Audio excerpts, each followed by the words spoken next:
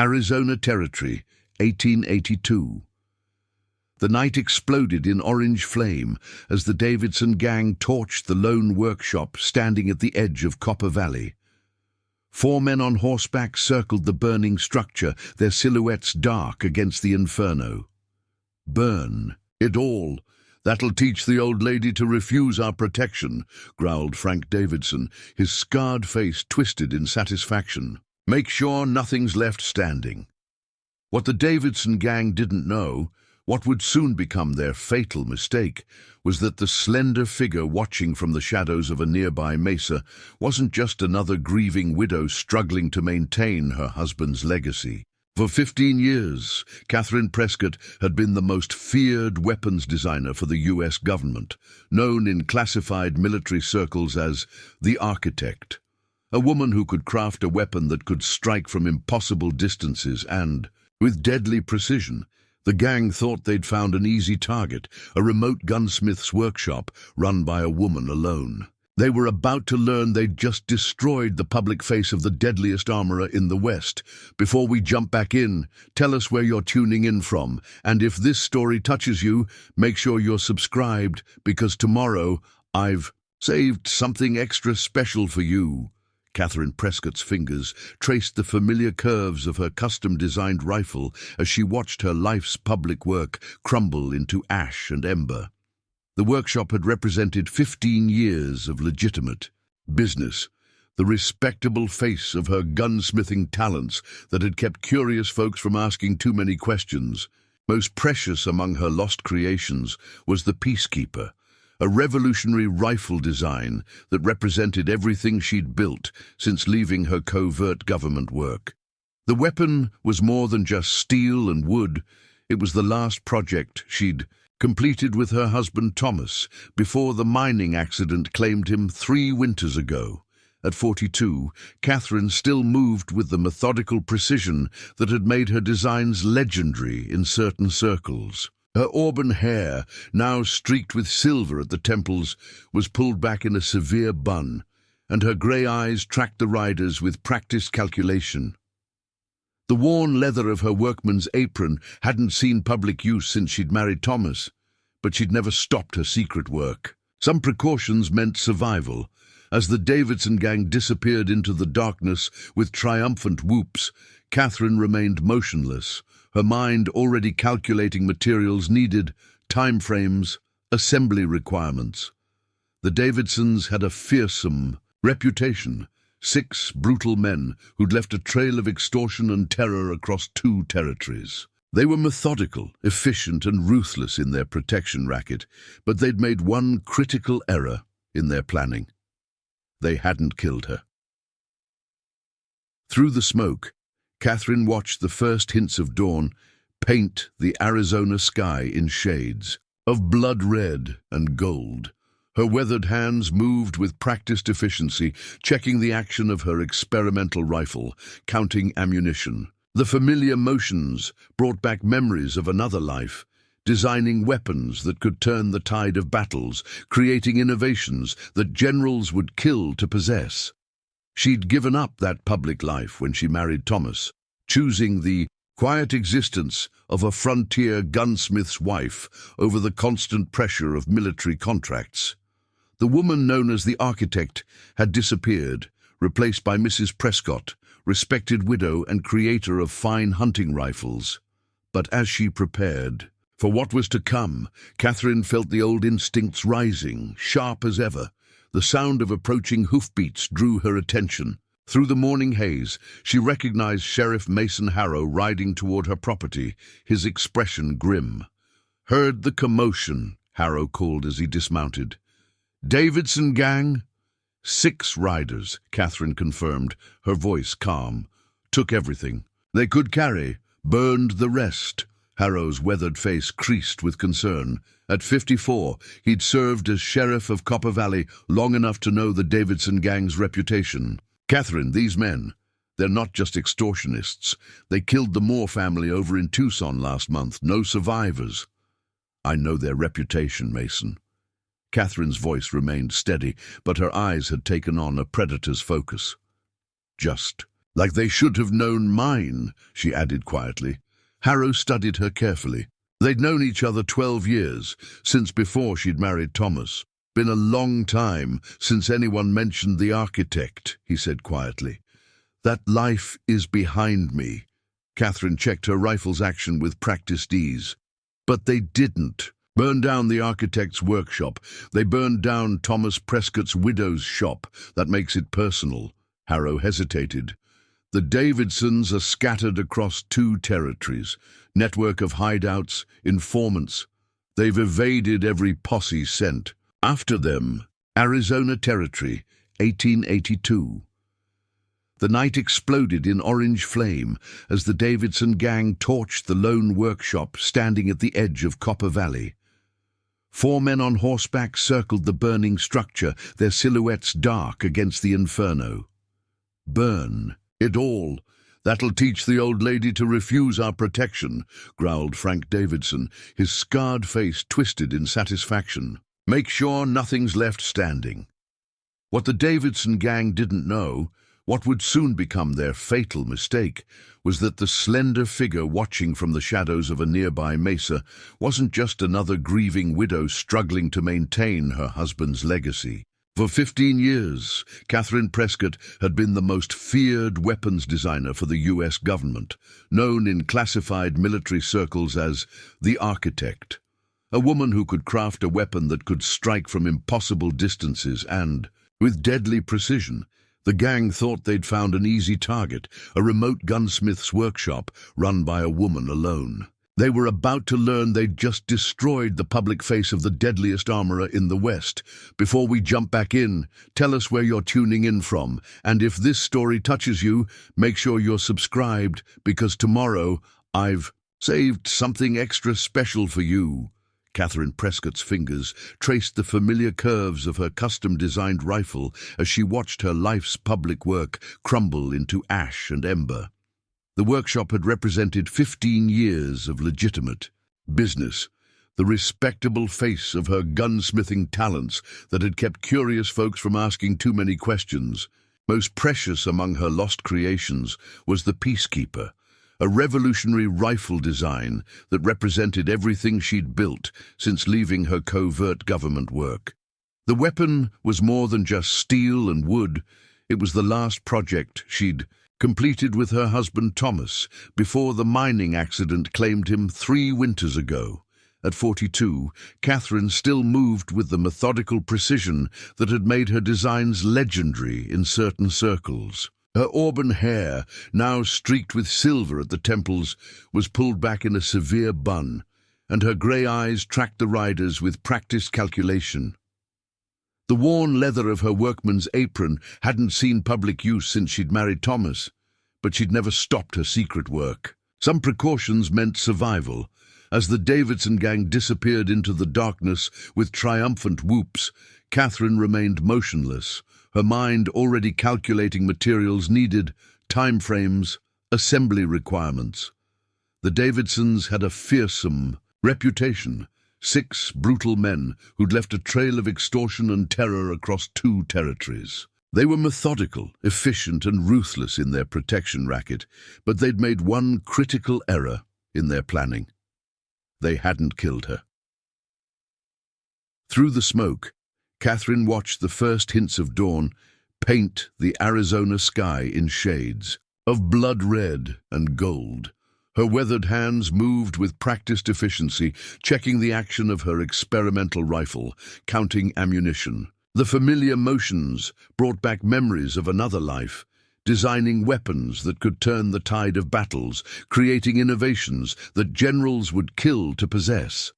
She'd given up that public life when she married Thomas, choosing the quiet existence of a frontier gunsmith's wife over the constant pressure of military contracts. The woman known as the architect had disappeared, replaced by Mrs. Prescott, respected widow and creator of fine hunting rifles. But as she prepared for what was to come, Catherine felt the old instincts rising, sharp as ever. The sound of approaching hoofbeats drew her attention. Through the morning haze, she recognized Sheriff Mason Harrow riding toward her property, his expression grim. Heard the commotion, Harrow called as he dismounted. Davidson gang? 6 riders, Catherine confirmed, her voice calm. Took everything. They could carry, burned the rest. Harrow's weathered face creased with concern. At 54, he'd served as sheriff of Copper Valley long enough to know the Davidson gang's reputation. Catherine, these men, they're not just extortionists. They killed the Moore family over in Tucson last month. No survivors. I know their reputation, Mason. Catherine's voice remained steady, but her eyes had taken on a predator's focus.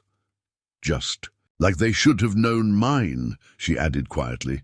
Harrow studied her carefully.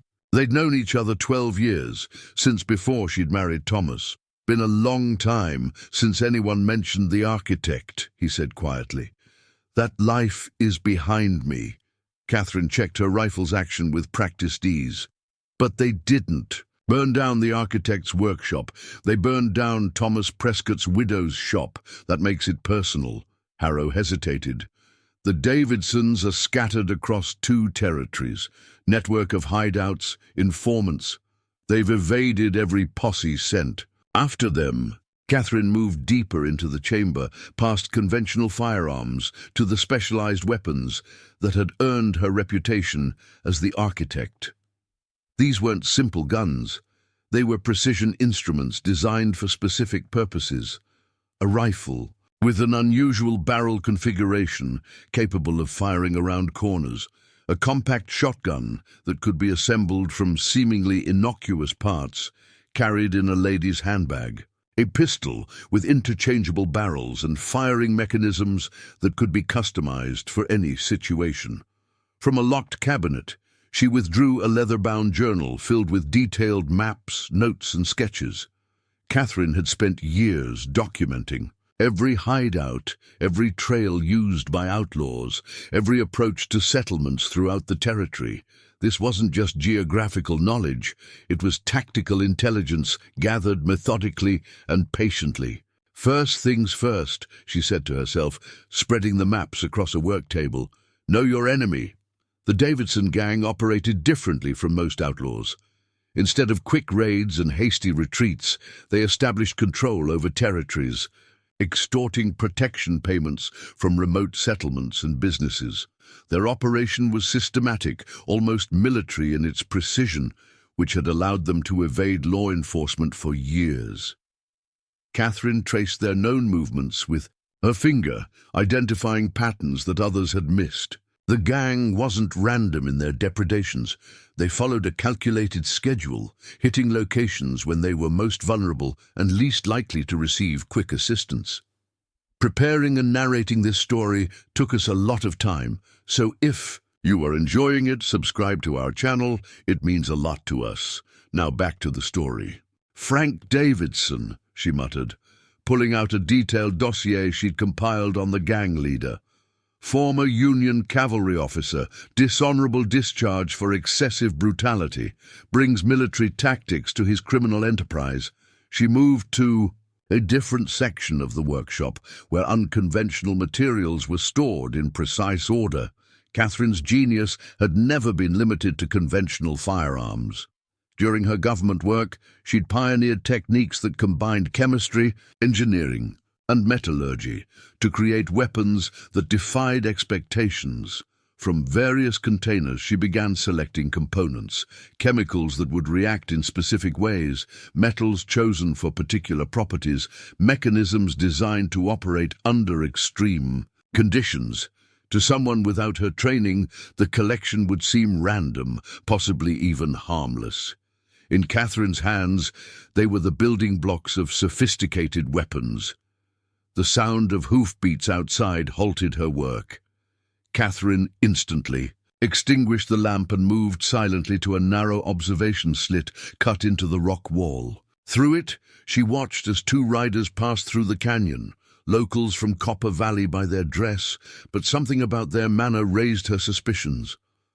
Looking awfully hard at the ground for men just passing through, she whispered to herself, noting how they studied the trail with unusual intensity. The realization came quickly. The Davidsons had eyes and ears in Copper Valley.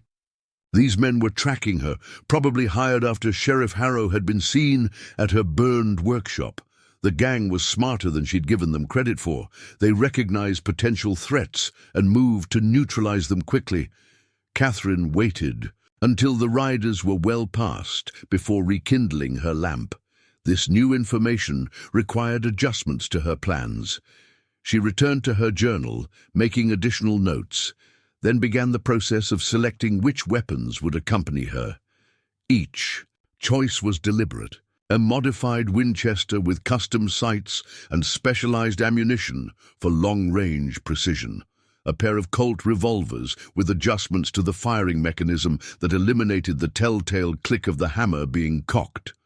And finally, from a hidden compartment beneath the workbench, she withdrew her masterpiece, a weapon unlike any other.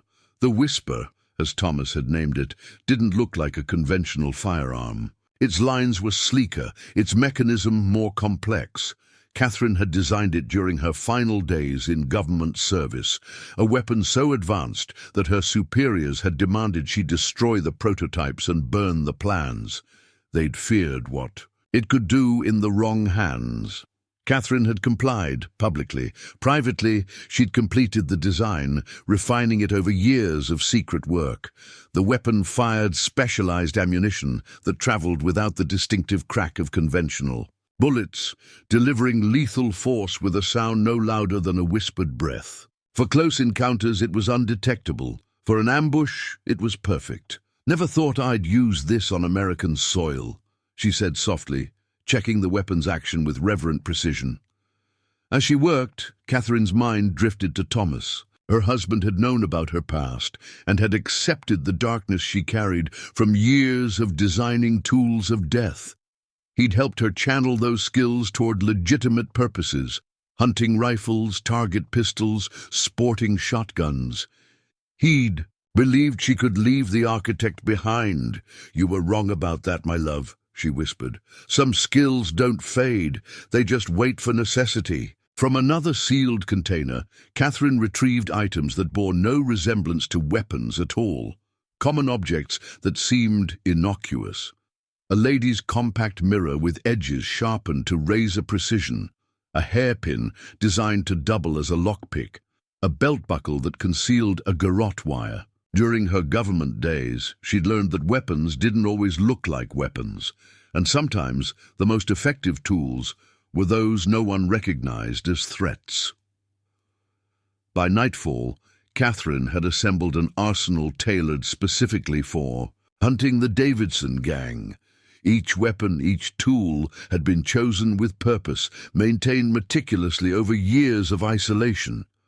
The preparations brought a familiar focus, the same cold clarity that had guided her when designing weapons that would change the course of conflicts.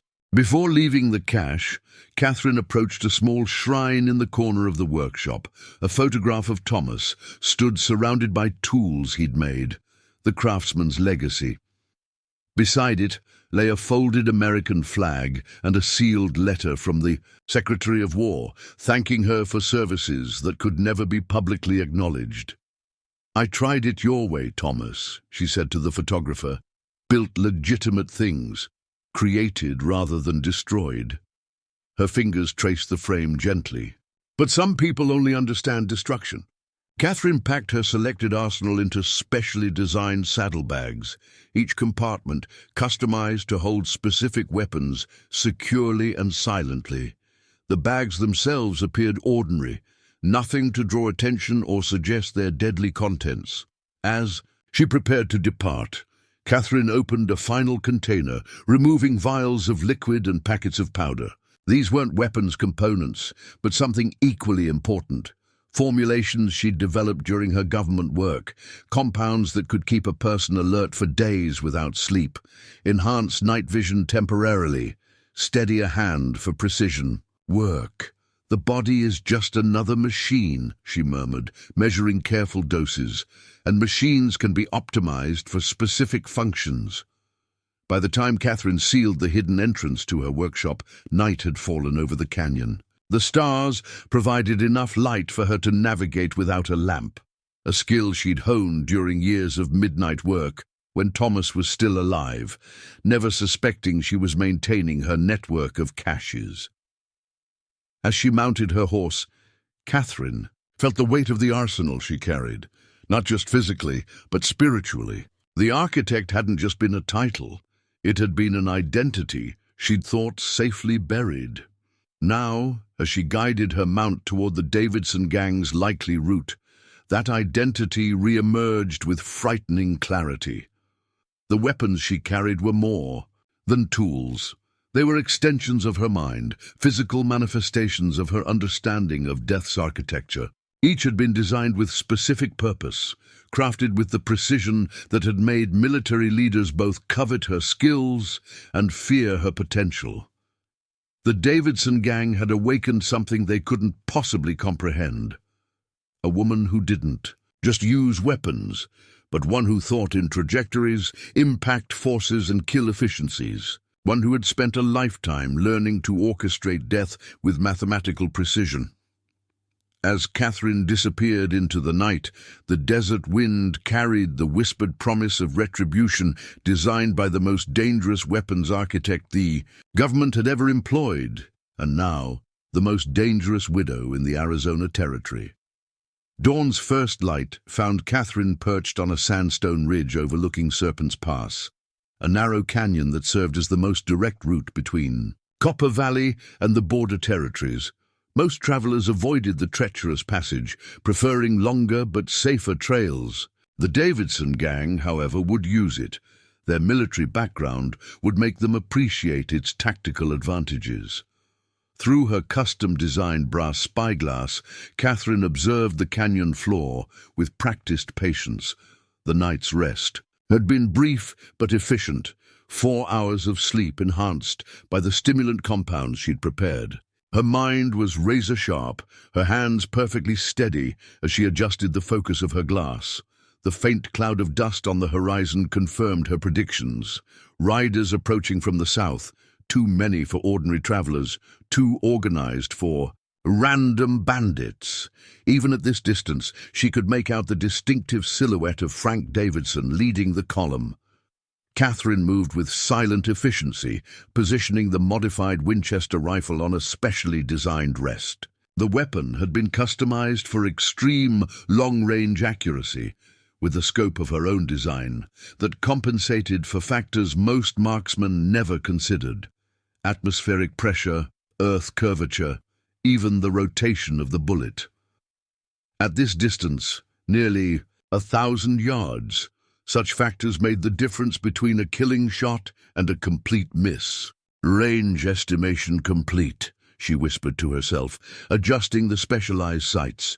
"Wind speed 8 miles per hour, westerly, temperature 73 degrees, humidity is low." Her calculations weren't guesswork. Years of designing weapons had taught Catherine the precise mathematics of ballistics. Each adjustment was the result of formulas she'd developed and refined through countless tests. The distance that would make such a shot impossible for even the best military sharpshooters was merely another variable in her equations. As the riders entered the narrowest part of the pass, Catherine settled her breathing into a measured rhythm. Her finger rested lightly on the trigger, not yet applying pressure. Through the scope, she counted 6 men, the full Davidson gang, plus 2 local guides she recognized from Copper Valley. The presence of these collaborators confirmed her suspicions about local informants. Catherine didn't aim at Frank Davidson. Her target was carefully selected, the youngest member of the gang, Riding Point, with a confidence that spoke of inexperience rather than skill. The front rider was key to their formation. Eliminating him would create specific tactical advantages for her later encounters. "Exhale half," she murmured, following the procedure she'd developed years ago. "Hold. Gentle pressure." The rifles' report echoed through the canyon, but by the time the sound reached the riders, the youngest Davidson was already falling from his saddle, a precision shot having found the narrow gap between his hat and collar. The remaining gang members reacted with military discipline, scattering for cover while returning fire in her general direction. But they were shooting blind, their weapons incapable of reaching her position effectively. Catherine didn't fire. Again, a single shot was all she needed for this encounter.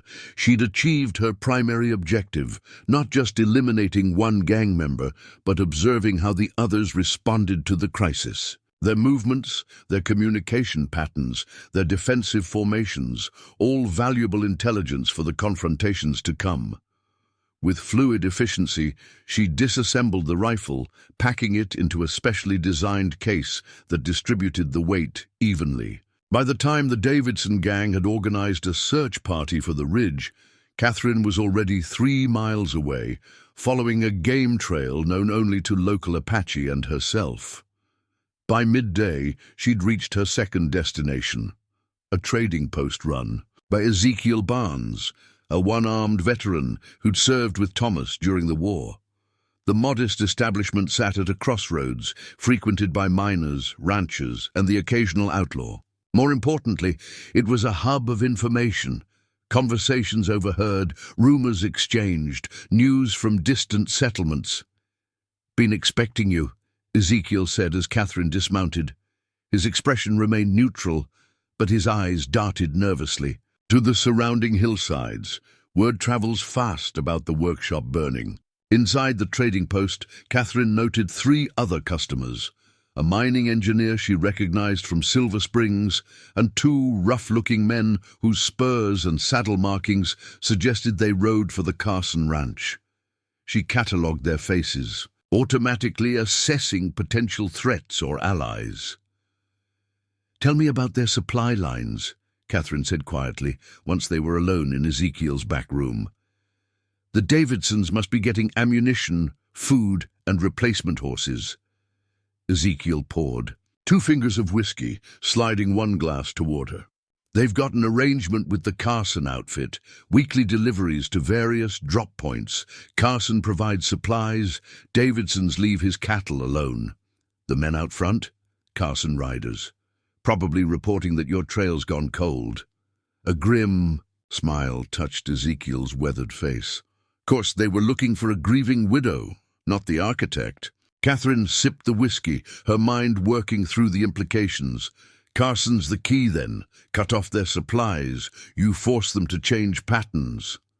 "Men like Carson won't appreciate visitors," Ezekiel warned. "Got 20 hired guns and a reputation for shooting first." Catherine's grey eyes revealed nothing as she withdrew a small leather notebook from her pocket. Opening it, she revealed detailed sketches of the Carson Ranch, buildings, guard positions, approaches, even the schedule of patrols. "I mapped every major property in the territory years ago," she explained, noting Ezekiel's surprise. "Thomas thought I was being thorough with customer deliveries. In reality, you were creating tactical intelligence," Ezekiel finished, newfound respect in his voice.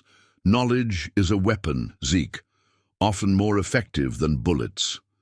She turned the page, revealing a detailed diagram of what appeared to be a sophisticated explosive device. But sometimes you need both. As evening approached, Catherine prepared to depart, but not before gathering essential intelligence.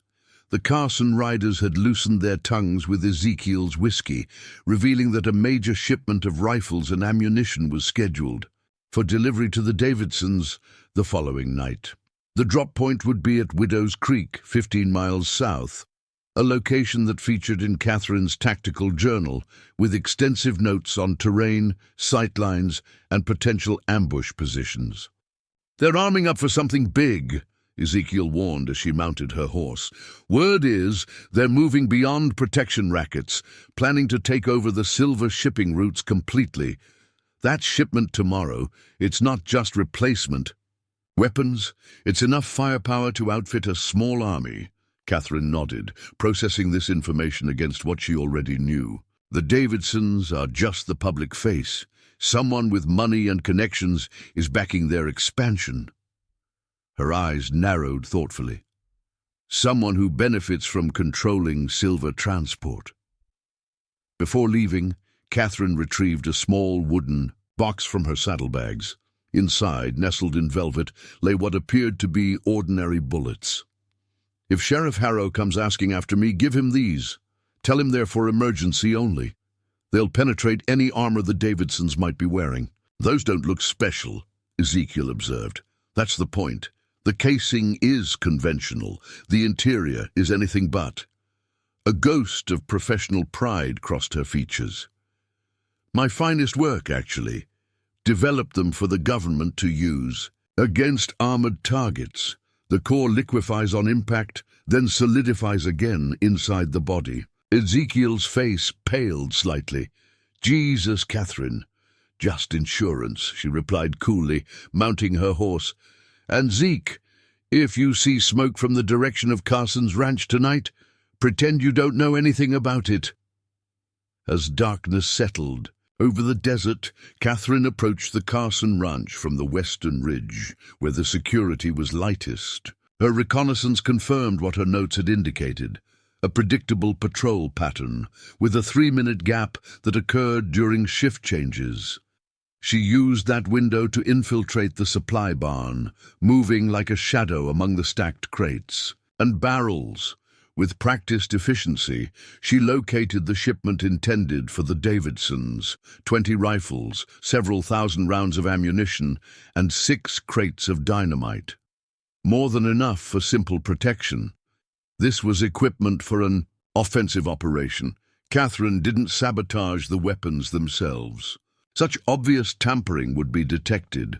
Instead, she made subtle modifications to the ammunition, alterations that would cause catastrophic failures when fired, but only after several normal rounds had built confidence in the weapon's reliability. For the dynamite, her adjustments were more direct. Using tools from her portable kit, she modified the blasting caps, changing their sensitivity. Some would fail completely, others would detonate prematurely. The chaos such inconsistency would create was more valuable than simply rendering them all inert. As she completed her work, voices approached the barn.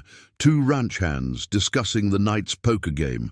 Catherine melted into the shadows behind a stack of hay bales, drawing the specialized pistol she'd brought for close encounters.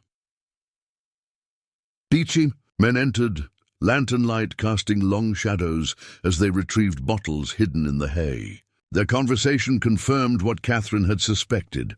Carson was indeed deeply involved with the Davidsons, providing not just supplies, but also intelligence gathered from his network of ranch hands throughout the territory.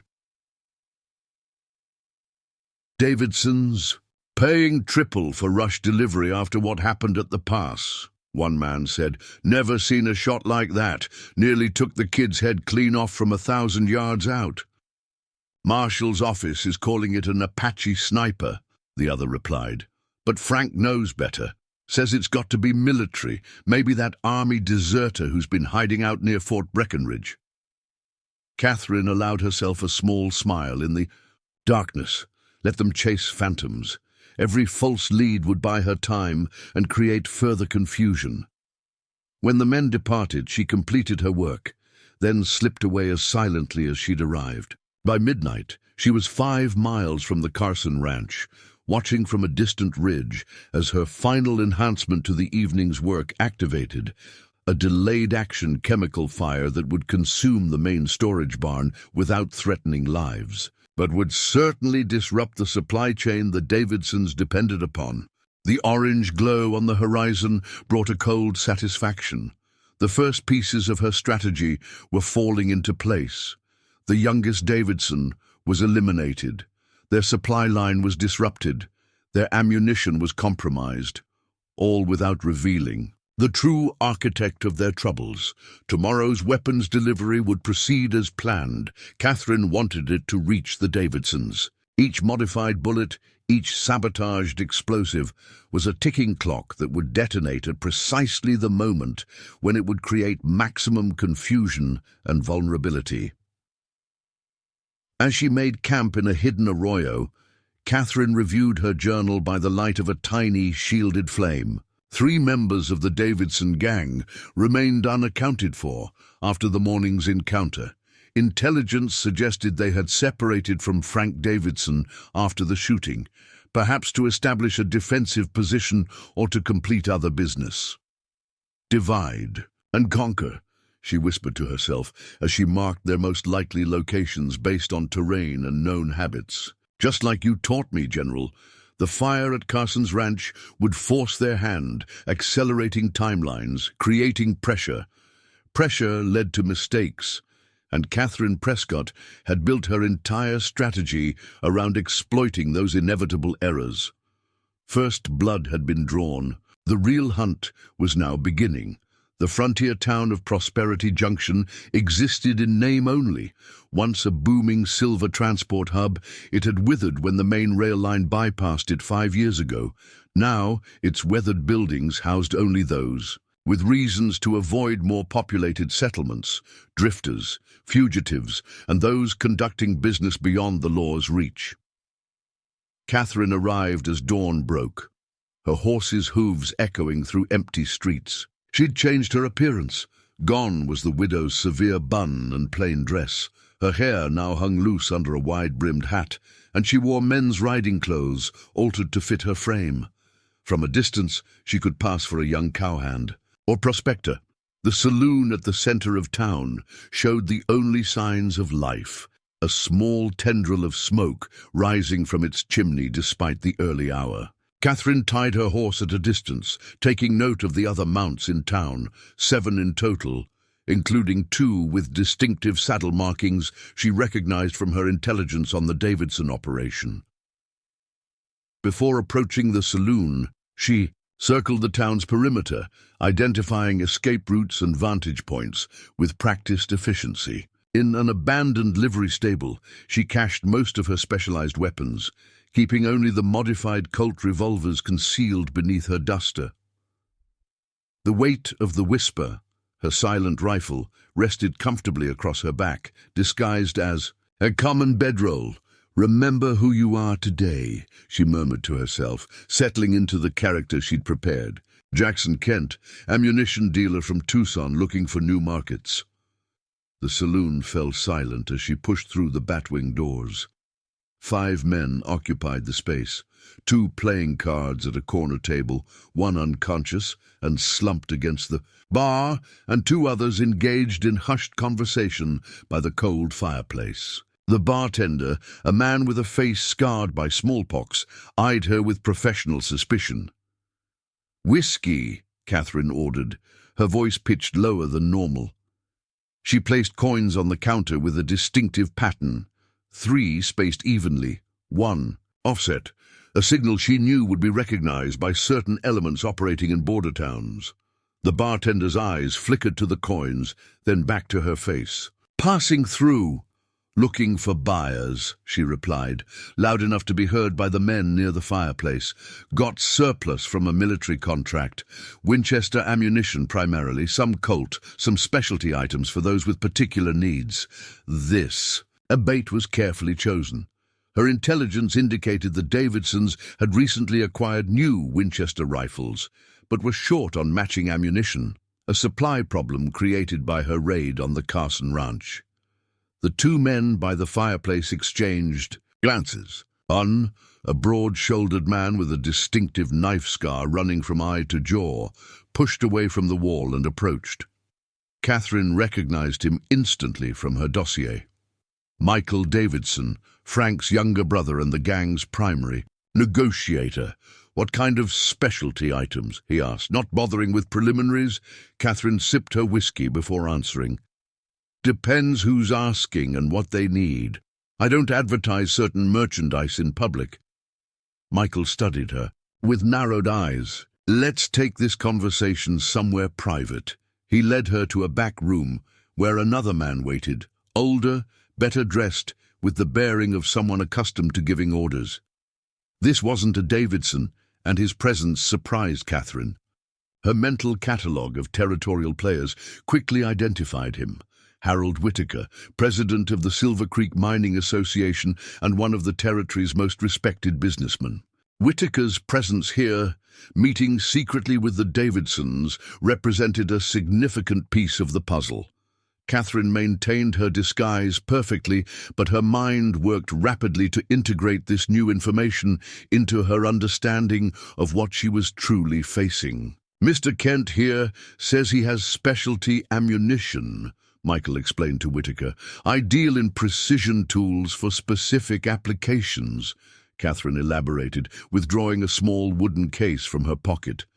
Inside lay 3 bullets that appeared ordinary to casual inspection. These, for instance, will penetrate the armor plating on a Wells Fargo coach without ricochet or fragmentation. Clean entry, minimal damage to interior contents. Whitaker's expression remained neutral, but his eyes showed interest. "And how would someone like you acquire such items?" "Military contracts provide opportunities for entrepreneurial minds," Catherine replied. "Designs get rejected for being too expensive, too complex, or too effective. The designers often take their prototypes elsewhere." "You're not the designer," Michael Davidson challenged. Catherine allowed herself a thin smile. "No, but I know him well enough to speak with authority on his work."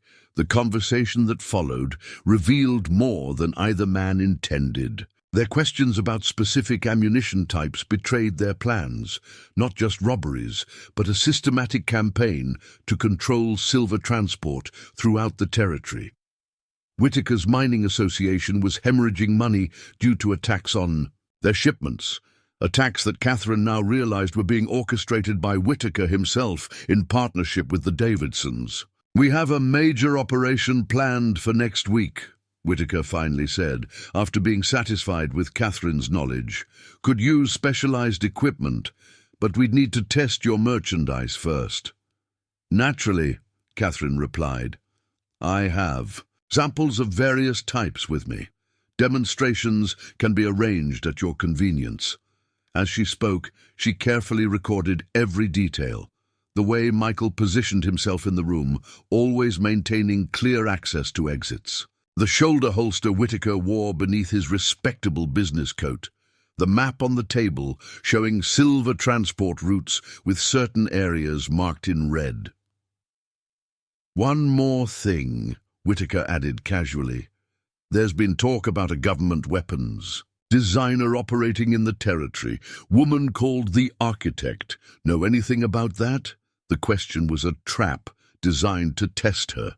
Catherine noticed Michael's hand drifting toward his gun, his eyes suddenly more focused on her reactions. She laughed, the sound convincingly dismissive. "That old ghost story. Military officers talk about her like she's some kind of weapon designing, which, as far as I know, she retired years ago. Some say she died during the Mason Valley Massacre in '76. Her response hit its mark. Both men relaxed slightly, accepting the common rumor she'd planted years ago about her own demise. The Architect was useful as a legend, feared but believed gone. "Tomorrow night," Michael decided. "North ridge of Black Mesa. Bring your samples. If they perform as promised, we'll discuss a larger arrangement." After they parted, Catherine maintained her disguise until she was well clear of Prosperity Junction. The meeting had yielded intelligence far more valuable than she'd anticipated. Whitaker's involvement explained much: why the Davidsons operated with near impunity, how they had insider information about shipments, and why local law enforcement seemed helpless to stop them. She made camp in a secluded box canyon, spreading her maps and notes beneath the desert stars. The pattern emerging was larger and more complex than a simple gang of extortionists. Whitaker was using the Davidsons to attack his competitors' silver shipments while protecting his own, driving smaller mining operations out of business. With transport becoming too dangerous and expensive, independent miners would be forced To sell to Whitaker's association at a fraction of their claim's worth. It's about consolidation, she murmured, tracing the marked routes on her copied map. Control all the silver, control the territory's economy. As darkness deepened, Catherine prepared the samples she would bring to tomorrow's demonstration. Each bullet was a masterpiece of deception, appearing normal, but modified with Catherine's unique expertise. Some contained tracking compounds that would leave imperceptible trails for her to follow. Others featured specialized payloads designed to create specific effects upon impact. All were lethal, but in ways that would reveal nothing about their creator's true identity. For the first time, Catherine felt the full shape of what she was confronting. This wasn't just about avenging her burned workshop or recovering stolen designs. She had stumbled onto a conspiracy that threatened the entire territory's economic foundation, one backed by legitimate business interests with connections to territorial politics. The Davidson gang, vicious as they were merely the public face, the enforcers for a more sophisticated operation. Burning her workshop hadn't been random extortion. It had been a calculated move to eliminate someone whose expertise might identify the specialized ammunition being used in the silver shipment attacks. They hadn't targeted the widow Prescott. They had targeted the architect, without realizing. She and Catherine were one and the same. The irony would have been amusing if the stakes weren't so high. In trying to eliminate a potential threat to their operation, they had awakened the very danger they feared most, not just a weapons designer, but a weapon herself, one specifically engineered to dismantle complex threats through systematic analysis and precision strikes. As she prepared for sleep, Catherine added 2 new pages to her tactical journal. One detailed Whitaker's involvement and possible political connections that would need to be investigated. The other contained modifications to her original plan, new targets, adjusted timelines, and contingencies for the expanded scope of her mission. The Davidson gang would still pay for burning her workshop and stealing her designs. But now they would become a means to expose something larger, a conspiracy that reached into the highest levels of territorial commerce and governance. Catherine closed her journal, her mind already calculating trajectories both ballistic and strategic. Tomorrow's demonstration would be critical, not just to maintain her cover, but to place her specialized tracking ammunition into Whitaker's supply chain. Like chess pieces being positioned across the board, each bullet would serve a specific purpose in the elaborate endgame she was constructing. As she drifted towards sleep, Catherine's final thought was of the hidden weapon caches distributed throughout the territory, each containing specialized tools designed for specific scenarios, each representing years of preparation for contingencies others would never anticipate. The Davidsons and Whitaker believed themselves to be hunting a widow or chasing rumors of a legendary weapons designer. They didn't understand that they had already been drawn into an operational zone that Catherine had mapped, analyzed, and prepared for years before they conceived their conspiracy. They weren't the hunters. They were moving pieces in a tactical exercise designed by the architect, one where every apparent escape route, every seeming advantage, had been anticipated and integrated into her strategy. Tomorrow night on Black Mesa, the next phase would begin, not with confrontation, but with infiltration. Not with accusations, but with calculated deception that would turn their own operation against them. Black Mesa loomed against the twilight sky, its flat top silhouetted by the setting sun as Catherine approached the rendezvous point. She maintained her disguise as ammunition dealer Jackson Kent, but had made subtle adjustments, a slight limp, a different way of carrying her shoulders, changes that would make witnesses provide inconsistent descriptions later. 3 riders waited at the designated spot, Michael Davidson, a Davidson gang member she identified as Lyle Mercer from her intelligence files, and surprisingly, not Whitaker himself, but his personal secretary, Vernon Phillips. The secretary's presence was telling. Whitaker was insulating himself from direct involvement in case the meeting went wrong. Catherine dismounted, keeping her movements deliberate and unhurried, despite the tension crackling in the desert air. "Gentlemen," she greeted, touching the brim of her hat. "I've brought the samples as requested." From her saddlebags, she withdrew a wooden case containing 20 specialized rounds, each nestled in its own velvet compartment. The presentation was intentionally theatrical, designed to impress with professionalism while distracting from the true sophistication of the modifications she'd made. 5 different types, she explained, laying the case on a flat rock between them. Armor-penetrating, explosive, fragmenting, incendiary, and tracer, each designed for specific applications.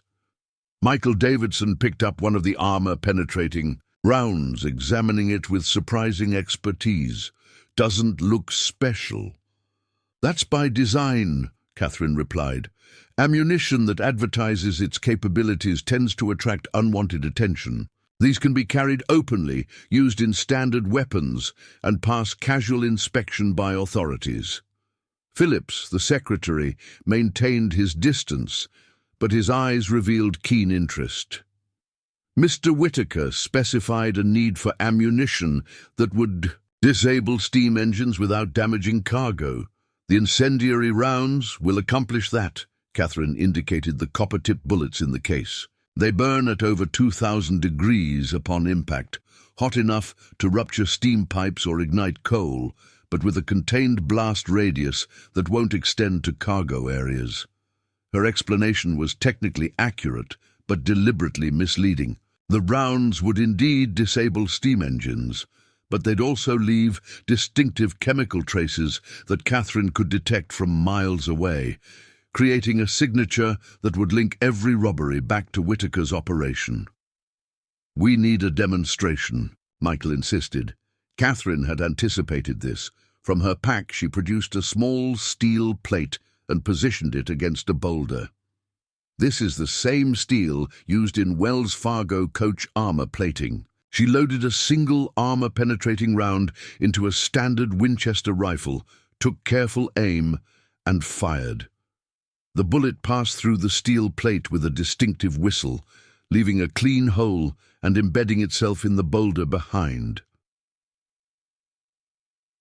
What the men couldn't see was the specialized powder residue now coating the inside of the rifle barrel, a tracking compound activated by the heat of firing, which would contaminate every subsequent round fired from that weapon. Catherine had just tagged Michael Davidson's rifle with a signature as unique as a fingerprint. The demonstration continued with each ammunition type, Catherine carefully managing the performance to impress without revealing the true extent of the technology involved. The explosive rounds created satisfyingly dramatic results when they hit a dead tree stump. The incendiary bullets ignited a small patch of dry brush with surgical precision. "Satisfied?" she asked as the last echoes faded from the mesa. Michael nodded, unable to fully conceal his excitement at the weaponry. "How soon can you provide more, and in what quantities?" "I can have 500 rounds of each type within 3 days," Catherine replied, "but such specialized items come at a premium price." The negotiation that followed was purely theater on Catherine's part. The price was irrelevant. What mattered was placing her traceable ammunition into their supply chain. As they haggled, she studied the men carefully, noting how Phillips deferred to Michael on tactical matters while maintaining final authority on financial decisions. Their conversation revealed more than they intended. References to the operation at Silver Creek Junction and the governor's inspection tour suggested a timeline and targets far more ambitious than simple robbery. Catherine filed away each detail, building a mental map of the conspiracy's true scope. "One more thing," Phillips said as they concluded the deal. Mr. Whitaker has a special request, a particular weapon he's heard rumors about, something called the Whisper. Catherine maintained perfect composure despite the shock. Her signature creation, known only to the highest levels of military intelligence, should not have been known to a territorial businessman. The implications were disturbing. "That's a government prototype," she replied carefully. "Highly classified. I'm not sure such a thing even exists beyond rumor." "Mr. Whitaker is willing to pay $50,000, Phillips continued. "No questions asked, complete confidentiality. The sum was astronomical, enough to buy half the territory." Catherine allowed an appropriate surprise to show on her face. "That's a substantial offer for a rumor. I'll make inquiries with my contacts. Can't promise anything." As they parted ways, arranging to meet in 3 days at an abandoned mine near Prosperity Junction for the main delivery, Catherine's mind worked through this new information. Whitaker's knowledge of the Whisper suggested connections to military intelligence or government insiders, connections that made the conspiracy far more dangerous than she had initially assessed. Rather than returning directly to her hidden camp, Catherine took a circuitous route, eventually reaching a vantage point overlooking the trail back to Prosperity Junction. Through her specialized spyglass, she observed Michael and his companions meet with 2 riders who had not been present at the demonstration, military men, judging by their posture and the cut of their clothing despite civilian dress. "Army intelligence," she whispered to herself, recognizing the distinctive way one man carried himself, the bearing of someone trained for covert operations rather than open combat. She adjusted her glass, focusing on the documents being exchanged. Though too distant to read the papers, the military insignia visible when one man's coat opened confirmed her suspicions. This wasn't just a territorial power grab, it had federal implications. Catherine waited until all riders had departed before making her way to her 3rd weapons cache, hidden beneath an abandoned settler's cabin 10 miles east. Unlike her other caches, this one contained specialized surveillance equipment, devices she had developed during her final years of government service. Inside the underground chamber, Catherine lit the oil lamps and spread her maps across a workbench. Each new piece of intelligence required adjustments to her strategy. Whitaker wasn't just a corrupt businessman, he had connections to military intelligence. The Davidson gang wasn't just hired muscle, they were executing an operation with potential national security implications. From a hidden compartment, Catherine retrieved a field communications set, a modified telegraph system she had designed that could transmit encoded messages through existing telegraph lines without alerting station operators. It had been years since she'd used it, but certain contacts would still recognize her unique encoding pattern. After careful deliberation, she composed a message to an old colleague now stationed in Washington. "Matterhorn active, stop desert territory. Stop Silver operation with military connection, stop Whisper compromised. Stop verification requested. Stop architect." The code name Matterhorn would alert her former handler that a classified operation had been detected outside proper channels. It would trigger specific protocols without exposing her presence or activities. While waiting for a response, Catherine modified additional ammunition for the upcoming delivery. Each round now contained even more sophisticated tracking elements, chemical markers that would activate under specific conditions, microscopic identification patterns that could link bullets to specific robberies, and compounds that would degrade weapon barrels in subtle ways over time. 3 hours later, the telegraph. Receiver activated with a response. Matterhorn confirmed. Unauthorized stop rogue element from Operation Quicksilver. Stop extreme caution advised. Stop Whisper breach. Traced to Colonel Hargrove. Stop federal response. 14 days. Minimum. Stop maintain distance. Acknowledge. Catherine's blood ran cold. Colonel Edward Hargrove had been her direct superior, the man who had recruited her to design specialized weapons for the government. His involvement explained how Whitaker knew about the Whisper, but it also meant the conspiracy reached into the highest levels of military weapons development.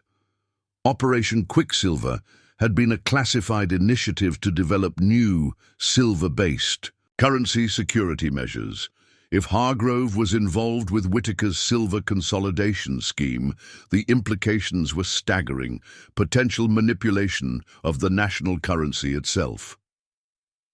14 days minimum, she murmured, tracing the timeline. On her map, too long. The patterns indicated Whitaker and the Davidsons were moving toward some culminating action within the week, likely coordinated with the governor's inspection tour mentioned during the demonstration. Catherine sent a brief acknowledgement, then shut down the communications equipment. She couldn't wait for federal intervention. Whatever Whitaker and Hargrove were planning, it was moving forward rapidly. The burned workshop, the Davidson gang's escalating activities, the specialized ammunition requests, all were accelerating toward something much bigger than territorial control. As dawn approached, Catherine finalized her revised strategy. She would proceed with the ammunition delivery as planned, but the tracking components were now even more critical. Each bullet would become a beacon, allowing her to map the full extent of the operation. And while the conspirators focused on their silver scheme, she would be systematically dismantling their infrastructure and gathering evidence that would stand up to federal scrutiny. The stakes had grown far beyond personal. Vengeance for a burned workshop. Catherine now faced a conspiracy that threatened the economic stability of not just the territory, but potentially the nation itself. And she was the only one positioned to stop it before the federal government could mobilize a response. As she secured the cash and prepared to move out, Catherine allowed herself one moment of grim reflection. They had targeted her because they feared the architect might identify their specialized ammunition. Instead, they had placed the most dangerous weapons designer in American history directly in their path, armed with knowledge of their plans, and a network of resources they couldn't begin to imagine. The irony would be appreciable if the consequences weren't so potentially devastating. The abandoned Copper Queen mine had once been the territory's richest copper producer before groundwater flooded its lower levels. Now its dilapidated structures served as Catherine's temporary headquarters, chosen for its strategic location between Prosperity Junction and the territorial capital. Inside the former assay office, Catherine had transformed the space into a command center. Maps covered the walls, each marked with locations of Davidson gang activities, Whitaker holdings, and suspected military connections. String connected related events, creating a visual web of the conspiracy. On a central table lay disassembled weapons and specialized tools, each meticulously maintained. Dawn light filtered through boarded windows as Catherine reviewed intelligence gathered over the past 24 hours. Her tracked ammunition had already yielded results. 3 separate Davidson gang members had traveled to locations previously unknown to her, each now marked on her maps. More concerning was the pattern emerging from their movements. Systematic. Visits to telegraph offices, railway stations, and mining operations throughout the territory. "They're setting up a synchronized operation," she murmured, tracing the pattern with her finger. "Coordinated actions across multiple locations, likely timed to the governor's inspection tour." The tour itself was significant. Governor Ellsworth would be traveling with territorial banking officials and federal currency inspectors, reviewing the territory's silver production and transportation systems. The perfect opportunity for whatever Whitaker and Colonel Hargrove had planned. From her saddlebags, Catherine withdrew the latest intelligence, documents she'd photographed using a miniature camera of her own design during her infiltration of the telegraph office in Prosperity Junction. The operator there, bought with Whitaker silver, had been careless in securing sensitive communications. The most alarming was a coded telegram from Colonel Hargrove to Whitaker. Shipment arriving via Northern Route stop military escort diverted. As arranged. Stop final preparations for Quicksilver confirmed. Stop governor's schedule unchanged. Stop 3 days until implementation. Catherine decoded the message using cipher patterns she recognized from her government work. The shipment likely referred to specialized equipment for whatever operation Quicksilver had become under Hargrove's corrupt leadership. Time was growing short. In 3 days, the conspiracy would reach its culmination. Catherine needed to execute a strategy that would dismantle their operation without alerting them to her presence until it was too late. She approached the challenge methodically, as she had designed countless weapon systems. First, identify all components. Second, determine critical vulnerabilities. Third, develop targeted interventions that would cause cascade failures throughout the system. They have 5 essential components, she said aloud, a habit from her design days when working through complex problems. Manpower, the Davidson gang and hired guns. Communications, the compromised telegraph network.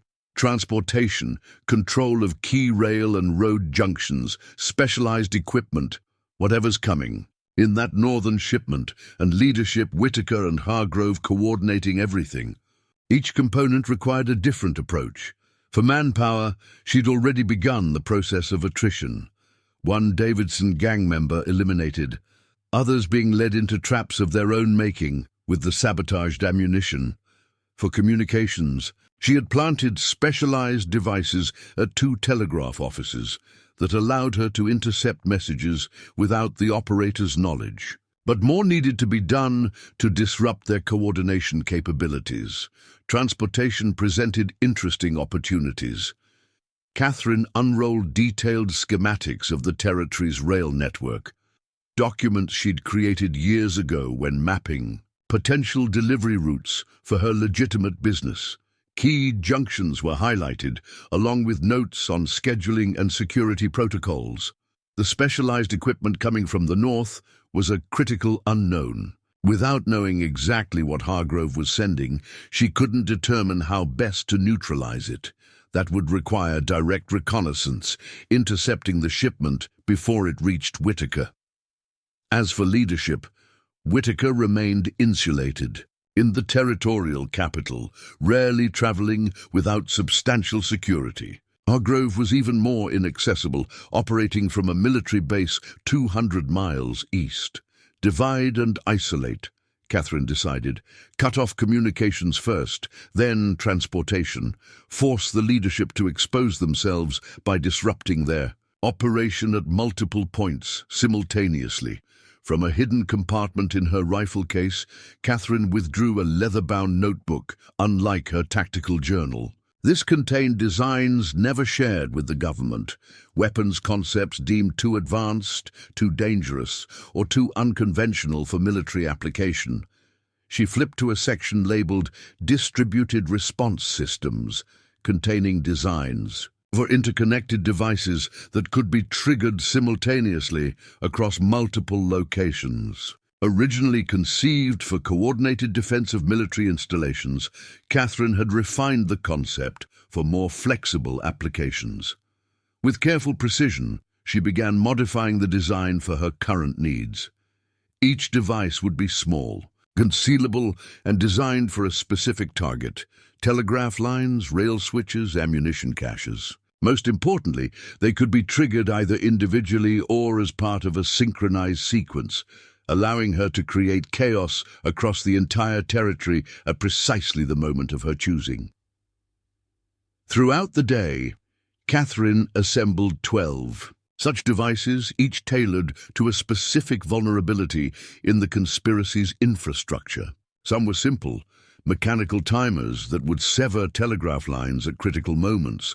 Others were more sophisticated, chemical compounds that would render stolen ammunition inert, electrical disruptors that would prevent rail signals from functioning properly. By sunset, she had mapped out the deployment plan. Each device needed to be positioned within the next 48 hours to be effective when the governor's tour reached its critical point. As she prepared to depart, a faint vibration from her communications equipment alerted her to an incoming message. The encoded response was brief but significant. Hargrove operation unauthorized. Stop. Rogue elements confirmed in territorial military. Stop. Federal marshals dispatched via southern route. Stop. 4 days minimum arrival. Stop. Proceed with extreme caution. Catherine's jaw tightened. 4 days. Too late to prevent whatever Whitaker and Hargrove had planned. She would be operating without official support or backup against a conspiracy with military resources and territorial influence. Before leaving the mine, Catherine made one final preparation. From a specially designed case, she removed the Whisper, her masterpiece of weapons design. Unlike her other weapons, this one she would carry personally. The rifle represented the culmination of her design philosophy: elegant, precise, lethal, and completely untraceable. If her strategy succeeded, she would dismantle the conspiracy without direct confrontation. But experience had taught her to prepare for contingencies. If forced into direct action, the Whisper would ensure she maintained every possible advantage. As night fell, Catherine loaded her specially equipped horse with the distributed response devices, each secured in custom-designed compartments to prevent accidental activation. Her route was planned to maximize efficiency, a circuit of key locations that would allow her to deploy all devices within 36 hours. The first target was the telegraph junction at Copper Ridge, where lines from the territorial capital, the military base, and the mining districts converged. By midnight, she had reached the isolated relay station, its single operator slumped over his desk in alcohol-induced slumber. With silent efficiency, Catherine installed the first device, a sophisticated signal interceptor that would allow her to monitor all communications passing through the junction while introducing subtle errors into messages between Whitaker and his operatives. Not enough to alert them to tampering, but sufficient to create confusion and mistrust. Communication disruption phase initiated, she whispered to herself, making a notation in her tactical journal before disappearing into the night. By dawn, 3 more devices had been deployed, one at a critical rail junction, another at the Territorial Bank's main telegraph line, and a third at the sheriff's office in Prosperity Junction. Each placement required different infiltration techniques, from climbing telegraph poles to picking locks on secure offices. Catherine worked with mechanical precision, her movements economical, her focus absolute. The exhaustion that would have overwhelmed most people after 24 hours without sleep was held at bay by carefully measured doses of her stimulant compounds. As she rode toward her next target, the Davidson gang's main ammunition cache, Catherine reviewed mental calculations of timing and effect. Each device was designed not just to disrupt operations, but to create specific patterns of failure that would force predictable responses from the conspirators. When communication lines failed, they would dispatch riders. When riders couldn't reach destinations due to rail disruptions, they would expose reserve locations. When reserve locations proved compromised, leadership would be forced to emerge from hiding to reassert control. Step by step, component by component, Catherine was constructing a mechanism as precise and lethal as any weapon she had ever designed. But this time, the target wasn't a person or installation. It was an entire conspiracy, with all its interconnected parts. The elegant ruthlessness of her approach would have shocked those who knew only Catherine Prescott, the reserved gunsmith's widow. But to those who had worked with the architect during her government service, it would have been hauntingly familiar. This wasn't just a strategy. It was architectural demolition, identifying load-bearing structures and systematic weaknesses that, when removed in precise sequence, would cause the entire construction to collapse under its own weight. As the sun climbed higher, Catherine allowed herself one brief moment of cold satisfaction. The conspirators had believed destroying her workshop would eliminate a potential threat to their plans. Instead, they had created exactly the scenario she was designed to address, a complex, multifaceted threat requiring systematic dismantling. They wanted the architect. They were about to experience her most sophisticated design yet, their own destruction, engineered with the precision that had made her legendary. The Silver Spur Saloon in Redemption Gulch represented neutral ground in the complex politics of the territory. Neither law nor outlaw claimed absolute authority here, making it a rare location where different factions could meet without immediate bloodshed. The establishment's owner, Evelyn Blackwood, maintained this delicate balance through a combination of shrewd intelligence, strategic alliances, and enough firepower behind the bar to discourage troublemakers. Catherine had known Evelyn for 12 years, though the saloon owner knew her only as Thomas Prescott's quiet wife, not as the architect. Their relationship had been professional and distant, Catherine occasionally supplying custom firearms for Evelyn's security needs, Evelyn providing Thomas with business connections among the territory's more discreet clientele. Now, as Catherine entered the Silver Spur shortly before midnight, she noted how Evelyn's sharp eyes registered her altered appearance and confident bearing. Recognition flickered briefly before being professionally masked as Catherine approached the bar. "Mrs. Prescott," Evelyn acknowledged quietly, pouring whiskey without being asked. "Heard about your workshop. Terrible business." "I need information," Catherine replied, her voice low, "and possibly assistance of a particular nature." Evelyn's eyebrow raised slightly. "That'll cost more than whiskey." "I'm aware of the price." Catherine placed a small leather pouch on the bar.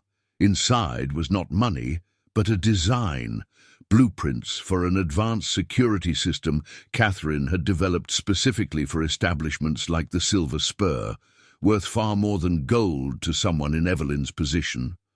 After examining the contents, Evelyn nodded toward a private room at the back. Once the door closed behind them, her demeanor shifted subtly.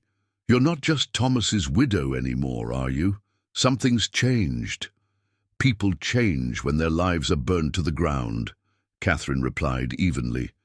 "I need to know about the governor's inspection tour, routes, security details, scheduled stops, everything that isn't in the newspapers."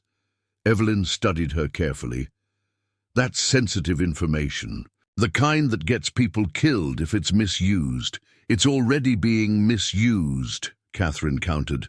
"Whitaker and the Davidsons are planning something during the tour, something involving military resources and Operation Quicksilver."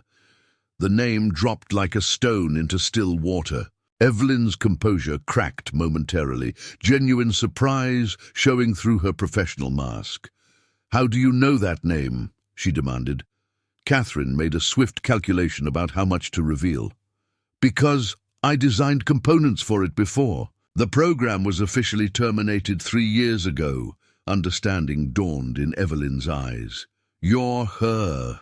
The weapons designer the military never acknowledges. The one they call names don't matter," Catherine interrupted. "What matters is that Quicksilver has been revived unofficially by Colonel Hargrove, working with Whitaker and using the Davidson gang as muscle. They're positioning for something significant during the governor's tour, and I need to know exactly where and when they'll make their move." Evelyn was silent for a long moment, reassessing everything she thought she knew about the quiet gunsmith's widow.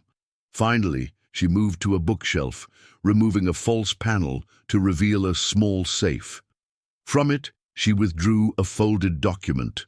The governor's complete itinerary, including security arrangements and confidential meetings not on the public schedule, she explained, spreading it on the table. I have sources in the governor's office who provide information as insurance against exactly this kind of situation. Catherine studied the document, mentally comparing it with her map of Davidson gang movements and Whitaker's known operations.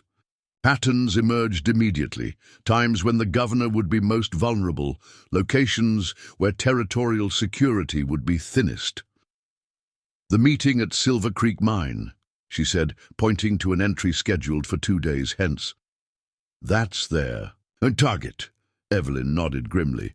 Makes sense. The governor's inspecting the new silver assaying process. Representatives from the federal mint will be present. Territorial banking officials too. Perfect opportunity if you're planning to control silver production and movement. I need additional resources, Catherine continued, outlining specific requirements, information networks, access to restricted areas, perhaps even specialized personnel. You're talking about opposing Whitaker directly, Evelyn observed. He practically owns half the territory. And if he's working with military elements, she left the implications hanging. I'm not opposing him, Catherine corrected. I'm dismantling his operation piece by piece. But I need eyes and ears in places I can't reach personally. Evelyn considered. This then made a decision. There's someone you should meet. Not here, too many eyes. The old mission ruins at dawn tomorrow. Ask for the quartermaster. Can this person be trusted? A wry smile touched Evelyn's lips.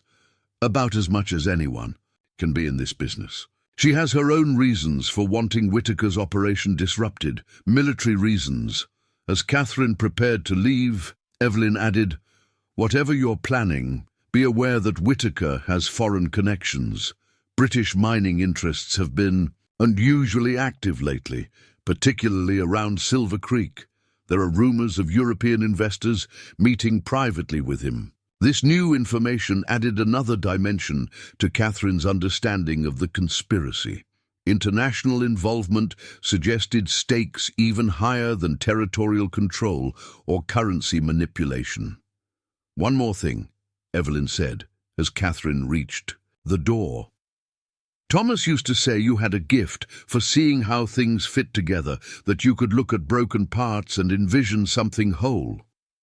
I never understood what he meant until tonight. Thomas saw more than most people, Catherine acknowledged, quietly before disappearing into the night. The abandoned Spanish mission stood on a lonely ridge, 10 miles south of Redemption Gulch, its crumbling adobe walls glowing amber in the dawn light. Catherine approached cautiously, using natural cover to survey the area before revealing her presence. Her caution proved warranted. 2 armed figures patrolled the perimeter with military precision. After confirming they were alone, Catherine approached openly, hands visible. I'm here for the quartermaster, she called when within earshot. Evelyn Blackwood sent me. The guards exchanged glances before one disappeared into the ruins. Minutes later, a woman emerged whom Catherine instantly recognized, despite never having met her, Major Elizabeth Hawthorne, supposedly killed in action during a border skirmish 2 years ago. Her military bearing remained evident despite civilian clothing, as did the authority in her eyes. Mrs. Prescott, Hawthorne acknowledged, or should I say architect? Catherine betrayed no surprise at being identified. Names are less important than why a presumed dead Army intelligence officer is operating from ruins in the Arizona Territory. A tight smile crossed Hawthorne's face. Direct. Good. We don't have time for games. She gestured toward the mission interior. You've stumbled into something considerably larger than a territorial power grab or even currency manipulation. Something that began as Operation Quicksilver, but has evolved into something far more dangerous. Inside, the mission's main room had been converted into an operations center, not unlike Catherine's own setup at the mine, though with more sophisticated communications equipment. Maps similar to Catherine's covered the walls, tracking the same organizations, but with military annotations. I've been tracking Colonel Hargrove's activities for 14 months, Hawthorne explained.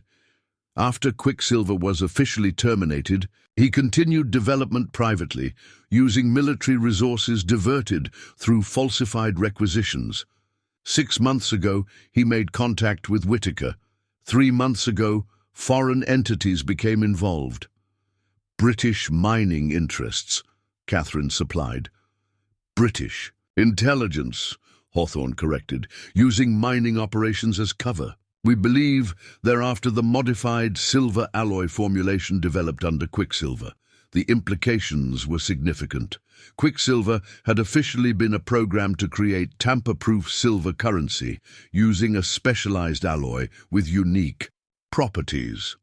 Unofficially, Catherine knew the alloy had other applications, particularly for advanced weapons systems. They're planning to steal the formulation during the governor's inspection tour, Catherine concluded, using the Davidson gang to create a distraction while Hargrove's men extract the actual technology. That's our assessment, Hawthorne confirmed, but we have a problem. I'm operating without official sanction. My unit officially doesn't exist. We can't directly intervene without creating an international incident, which is why you need someone unaffiliated with the government, Catherine deduced. Someone who can act independently while you maintain deniability. Someone with very specific technical knowledge, Hawthorne agreed.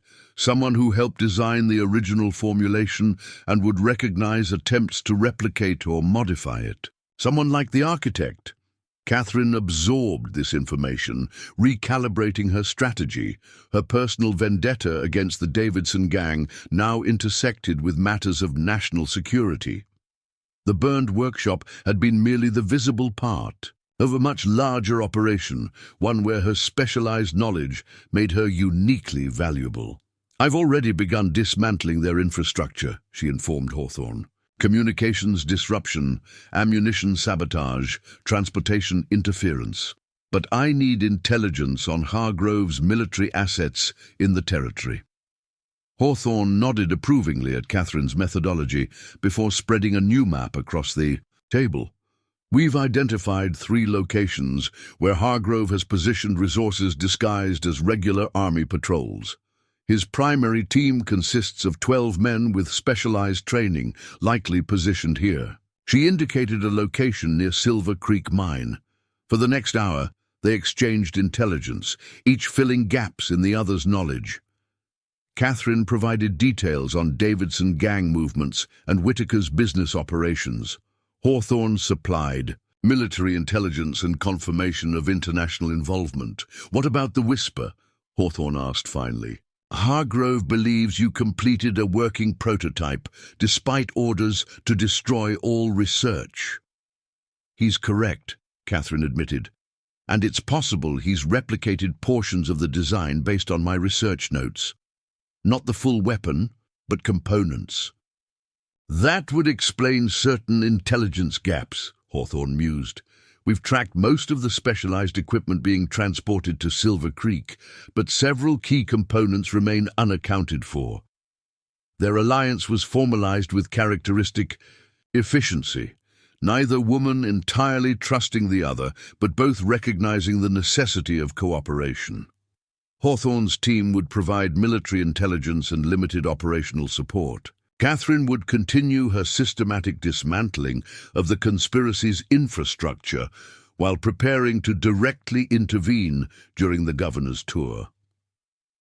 As Catherine prepared to depart, Hawthorne offered one final piece of intelligence. There's something else you should know. The Davidson gang didn't choose your workshop randomly. Hargrove specifically identified you as a potential threat months ago. The workshop burning wasn't about extortion. It was about eliminating someone who might recognize what they're really doing with the silver. This confirmation of Catherine's earlier suspicion brought cold clarity rather than surprise. They failed in that objective. Spectacularly, Hawthorne agreed with grim satisfaction. Instead of eliminating the architect, they've brought her directly into opposition with their plans. I almost feel sorry for them." Her expression suggested she felt nothing of the sort. As Catherine rode away from the mission, she reflected on the dangerous alliance she'd just formed. Hawthorne clearly had her own agenda beyond stopping Hargrove, likely involving advancement within military intelligence once the rogue operation was exposed. But for now, their interests aligned sufficiently to justify cooperation. The scope of Catherine's mission had expanded dramatically, but its fundamental nature remained unchanged. She was still what she had always been, an architect of precision, dismantling complex systems by identifying and removing key structural elements in carefully calculated sequence. Only now, the system she was dismantling stretched from territorial criminals to international espionage, with national security hanging in the balance. The personal vendetta that began with a burning workshop had evolved into something far more significant. And somewhere in the territory, the Davidson gang still moved about, unaware that each step they took was being directed by the very woman whose life they thought they had destroyed, each action bringing them closer to a reckoning engineered with architectural precision. Silver Creek Mine sprawled across the northern foothills like an industrial fortress. Once a modest operation, Whitaker's investment had transformed it into the territory's largest silver producer, complete with state-of-the-art refining facilities and private security that operated with military precision. High walls surrounded the main compound, with guard towers positioned at strategic intervals. The operation ran day and night, the constant pounding of stamp mills creating a thunderous backdrop that could be heard for miles. Catherine observed the complex from a ridge half a mile away, using a specialized spyglass to study security patterns. She'd arrived before dawn, allowing her a full day to analyze the operation before attempting infiltration. Her tactical journal lay open beside her, pages filling with detailed notes on guard rotations, delivery schedules, and structural vulnerabilities.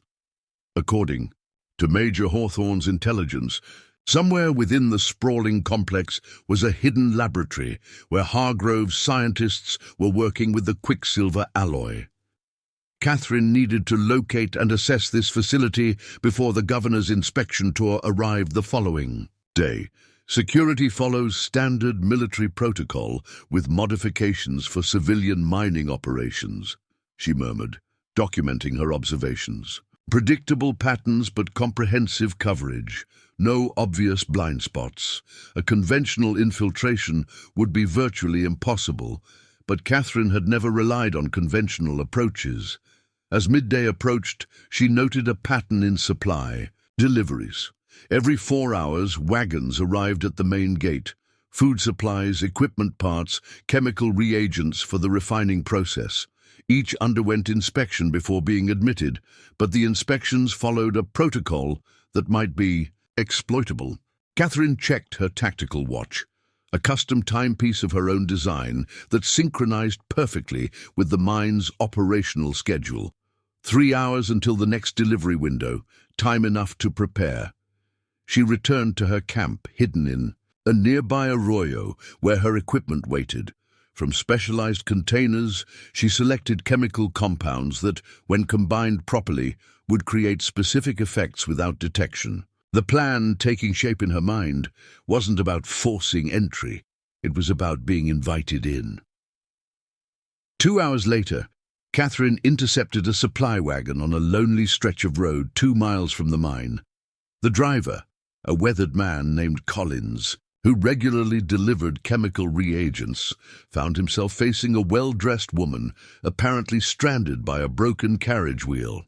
"Ma'am, you shouldn't be out here alone," he advised after stopping to assist. "This road ain't safe with the Davidson gang operating in these parts." "I'm waiting for my escort to return with repair materials," Catherine explained, maintaining the persona of a distressed gentlewoman. "Perhaps you could wait with me. I'd feel so much safer with company." The driver hesitated, torn between chivalry and his delivery schedule. Catherine had counted on this moment of indecision. As Collins deliberated, she released a carefully measured dose of sedative compound from a concealed dispenser in her gloved palm. The driver inhaled the invisible particles, his expression going slack within seconds. "Rest now," Catherine said, as she eased him to the ground. The compound would keep him unconscious for precisely 4 hours, long enough for her purposes without causing permanent harm. After securing the unconscious man in the shade with water nearby for when he awakened, Catherine examined the wagons. Cargo. Chemical reagents used in silver refining, exactly what she needed. Among the containers were substances that, with proper handling, could serve as components for her infiltration strategy. Working quickly, she modified specific containers, with barely detectable alterations. To casual inspection, nothing would appear unusual, but when subjected to the heat and pressure of the refining process, these modified reagents would create a very precise effect, not sabotage, but something more sophisticated. With the preparations complete, Catherine changed into clothes taken from the driver's spare set, binding her chest and applying subtle cosmetics to alter her appearance. A wide-brimmed hat and artificial stubble completed the transformation. In the dim light of late afternoon, she could pass for a young man at a distance, not close enough scrutiny to fool someone familiar with Collins, but sufficient for delivering supplies.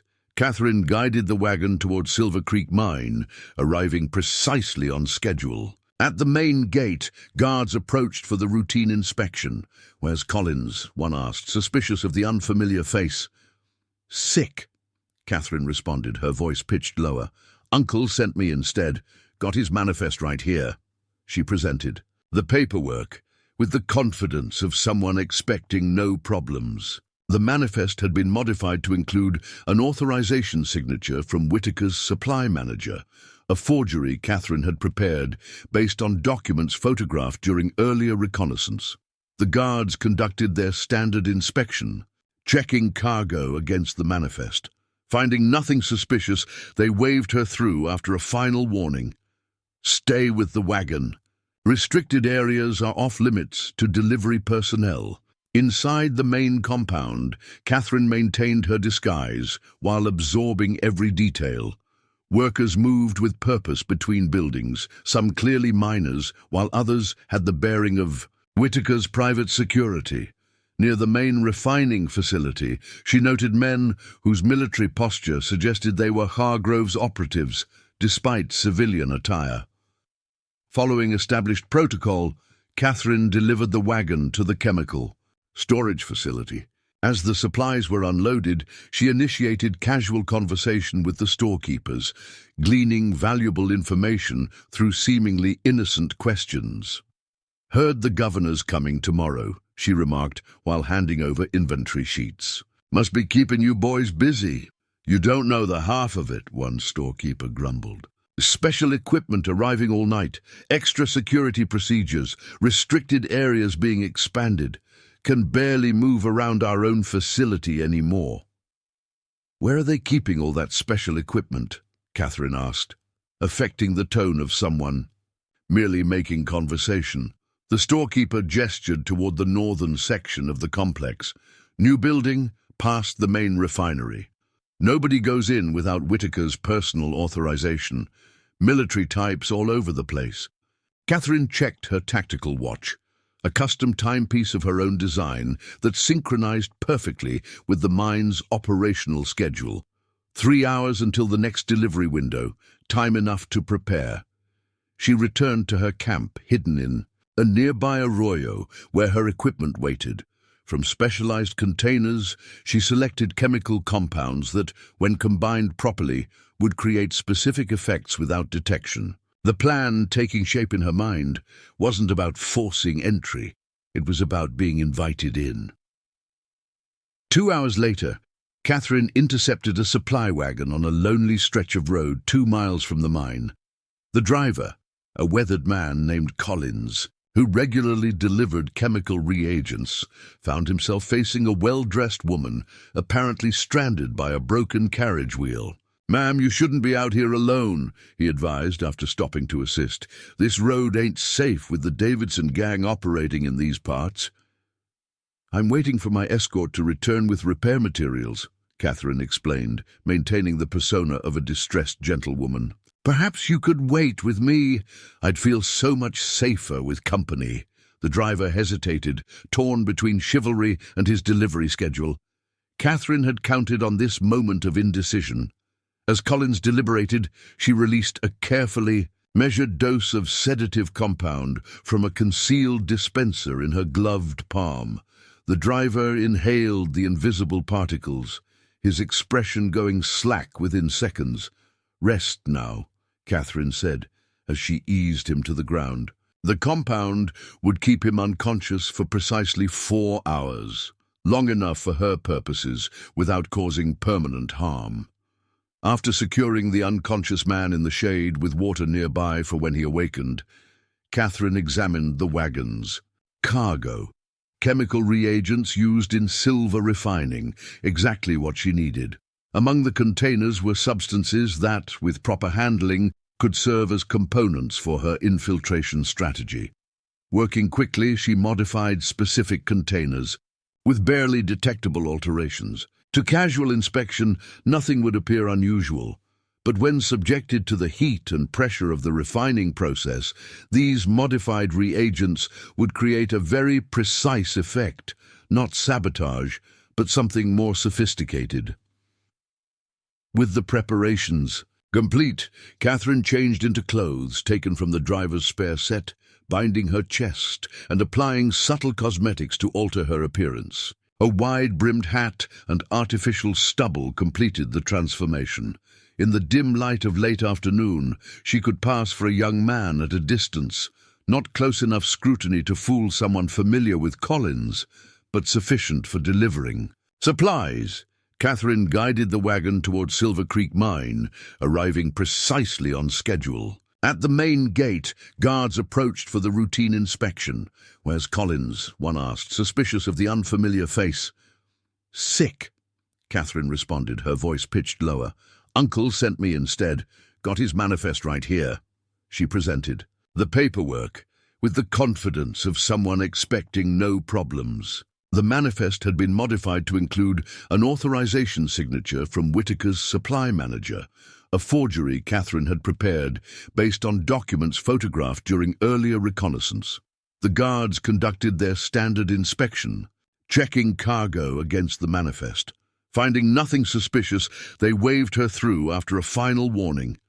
"Stay with the wagon. Restricted areas are off-limits to delivery personnel." Inside the main compound, Catherine maintained her disguise while absorbing every detail. Workers moved with purpose between buildings, some clearly miners, while others had the bearing of Whitaker's private security. Near the main refining facility, she noted men whose military posture suggested they were Hargrove's operatives, despite civilian attire. Following established protocol, Catherine delivered the wagon to the chemical storage facility. As the supplies were unloaded, she initiated casual conversation with the storekeepers, gleaning valuable information through seemingly innocent questions. "Heard the governor's coming tomorrow," she remarked while handing over inventory sheets. "Must be keeping you boys busy." "You don't know the half of it," one storekeeper grumbled. "Special equipment arriving all night, extra security procedures, restricted areas being expanded. Can barely move around our own facility anymore." "Where are they keeping all that special equipment?" Catherine asked, affecting the tone of someone merely making conversation. The storekeeper gestured toward the northern section of the complex. "New building, past the main refinery. Nobody goes in without Whitaker's personal authorization. Military types all over the place." With her intelligence gathering complete, she began extracting herself from the ventilation system. The modified reagents delivered earlier would soon create the distraction needed for her escape. Not an explosion or catastrophic failure, but precisely calibrated pressure anomalies that would trigger safety protocols without endangering workers. As Catherine emerged from the maintenance room, alarms began sounding in the refinery section. Right on schedule, her chemical modifications were creating the intended effect. Security personnel rushed toward the disturbance, creating the diversion she needed to slip back through the checkpoints and out of the restricted area. Amid the controlled chaos of a safety evacuation, Catherine moved confidently toward the main gate, joining workers being directed to exits. Her infiltration had succeeded beyond expectation, providing critical intelligence about both the conspiracy and its planned culmination during the governor's visit. By sunset, she was miles from Silver Creek Mine, the valuable intelligence secure. Tomorrow, the Davidson gang would serve as the visible muscle for an operation with implications far beyond territorial politics, an operation Catherine was now positioned to dismantle with architectural precision. Dawn broke over the Arizona, territory with ominous crimson streaks, as Catherine reviewed her tactical preparations one final time. The governor's inspection tour would reach Silver Creek Mine by noon, accompanied by territorial officials, banking representatives, and the federal mint inspectors. Unknown to them, they were riding into an elaborate trap. One Catherine was determined to dismantle before it could be sprung. From the abandoned fire lookout tower that served as her final command post, she monitored multiple approaching forces through specialized field glasses. Each group represented different elements of the unfolding crisis, moving like chess pieces toward their convergence at Silver Creek Mine. The governor's official party traveled from the east, their polished carriages and mounted escort raising, dust clouds visible for miles. From the south came Whitaker and his business associates, maintaining the appearance of legitimate mine owners, preparing to showcase their operation.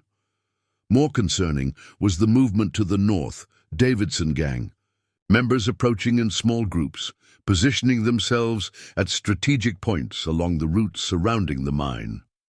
Most alarming were the signals. Catherine detected using specialized equipment she'd positioned the previous night, electromagnetic indicators suggesting military-grade communications between concealed positions within a 3-mile radius of the mine. Hargrove's Special Operations team was already in place, waiting to execute their part of the plan. They're deploying in a standard perimeter containment formation, Catherine noted in her tactical journal. Classic military approach for isolating high-value targets. Once the governor's party is inside, they'll control all access points. Her preparations had been methodical and comprehensive.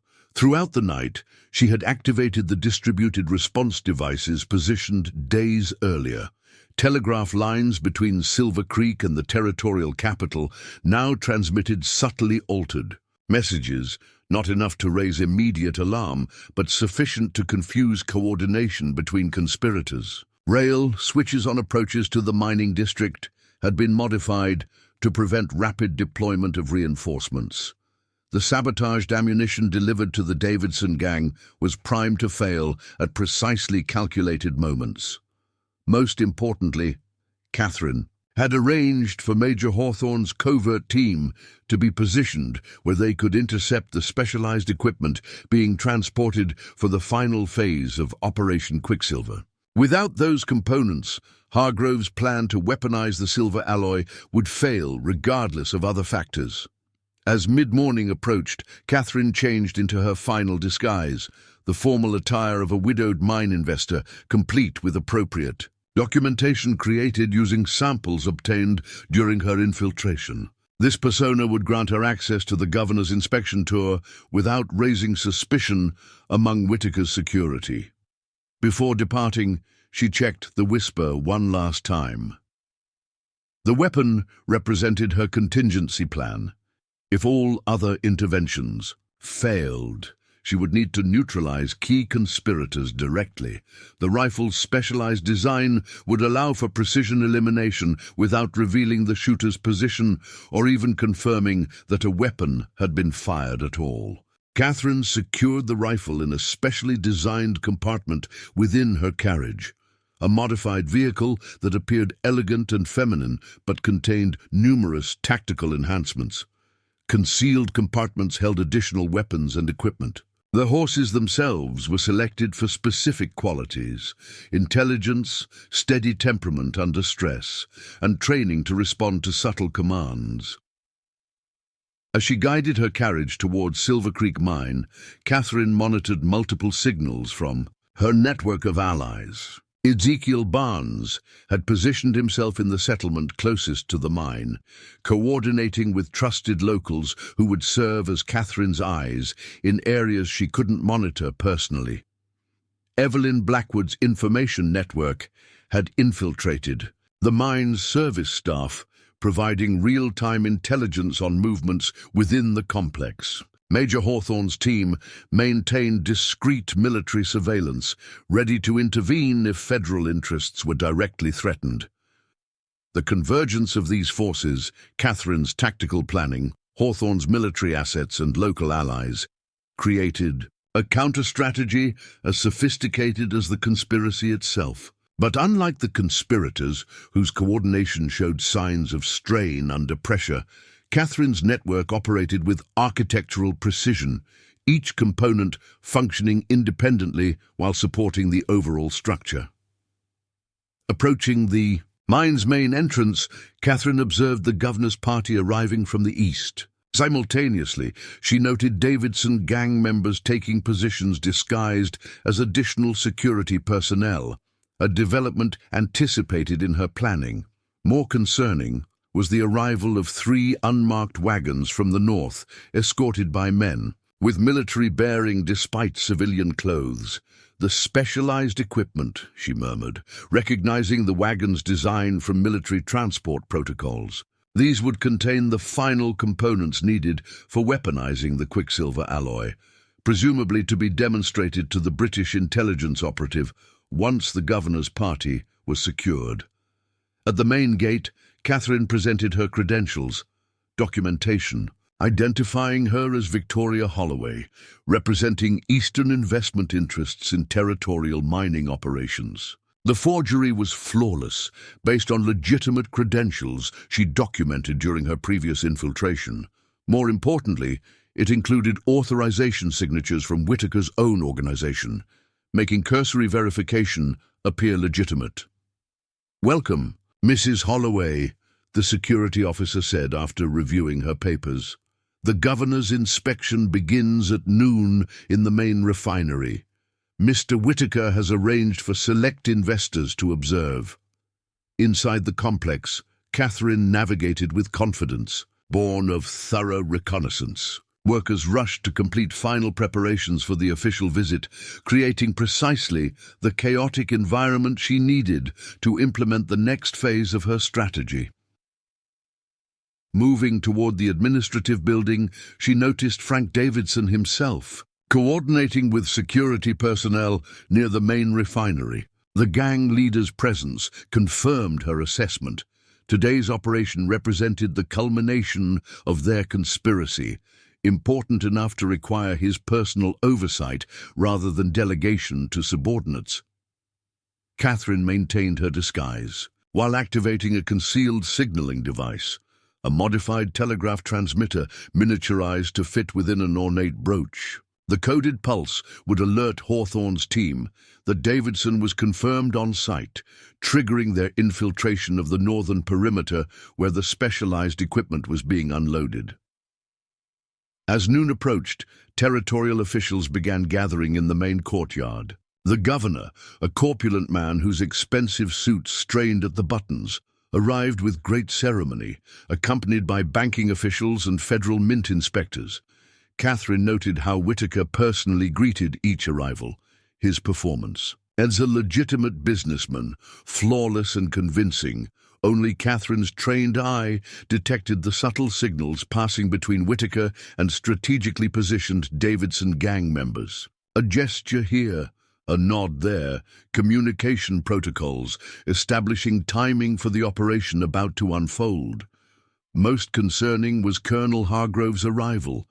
The military officer moved with confident authority, his civilian clothes doing nothing to disguise his command presence. He integrated seamlessly into the official reception, positioning himself near the governor while maintaining sight lines to key security positions. Through her field glasses, Catherine observed another significant arrival, a distinguished gentleman with diplomatic bearing, who remained carefully separated from both the official party and Whitaker's inner circle. The British operative maintaining plausible deniability while positioning himself to secure the technology once the operation succeeded. Catherine secured the rifle in a specially designed compartment within her carriage, a modified vehicle that appeared elegant and feminine but contained numerous tactical enhancements. Concealed compartments held additional weapons and equipment. The horses themselves were selected for specific qualities: intelligence, steady temperament under stress, and training to respond to subtle commands. As she guided her carriage towards Silver Creek Mine, Catherine monitored multiple signals from her network of allies. Ezekiel Barnes had positioned himself in the settlement closest to the mine, coordinating with trusted locals who would serve as Catherine's eyes in areas she couldn't monitor personally. Evelyn Blackwood's information network had infiltrated the mine's service staff, providing real-time intelligence on movements within the complex. Major Hawthorne's team maintained discreet military surveillance, ready to intervene if federal interests were directly threatened. The convergence of these forces, Catherine's tactical planning, Hawthorne's military assets and local allies, created a counter-strategy as sophisticated as the conspiracy itself. But unlike the conspirators, whose coordination showed signs of strain under pressure, Catherine's network operated with architectural precision, each component functioning independently while supporting the overall structure. Approaching the mine's main entrance, Catherine observed the governor's party arriving from the east. Simultaneously, she noted Davidson gang members taking positions disguised as additional security personnel, a development anticipated in her planning. More concerning was the arrival of 3 unmarked wagons from the north, escorted by men, with military bearing despite civilian clothes. "The specialized equipment," she murmured, recognizing the wagon's design from military transport protocols. These would contain the final components needed for weaponizing the quicksilver alloy, presumably to be demonstrated to the British intelligence operative once the governor's party was secured. At the main gate, Catherine presented her credentials, documentation, identifying her as Victoria Holloway, representing Eastern investment interests in territorial mining operations. The forgery was flawless, based on legitimate credentials she documented during her previous infiltration. More importantly, it included authorization signatures from Whitaker's own organization, making cursory verification appear legitimate. "Welcome, Mrs. Holloway," the security officer said after reviewing her papers. "The governor's inspection begins at noon in the main refinery. Mr. Whitaker has arranged for select investors to observe." Inside the complex, Catherine navigated with confidence, born of thorough reconnaissance. Workers rushed to complete final preparations for the official visit, creating precisely the chaotic environment she needed to implement the next phase of her strategy.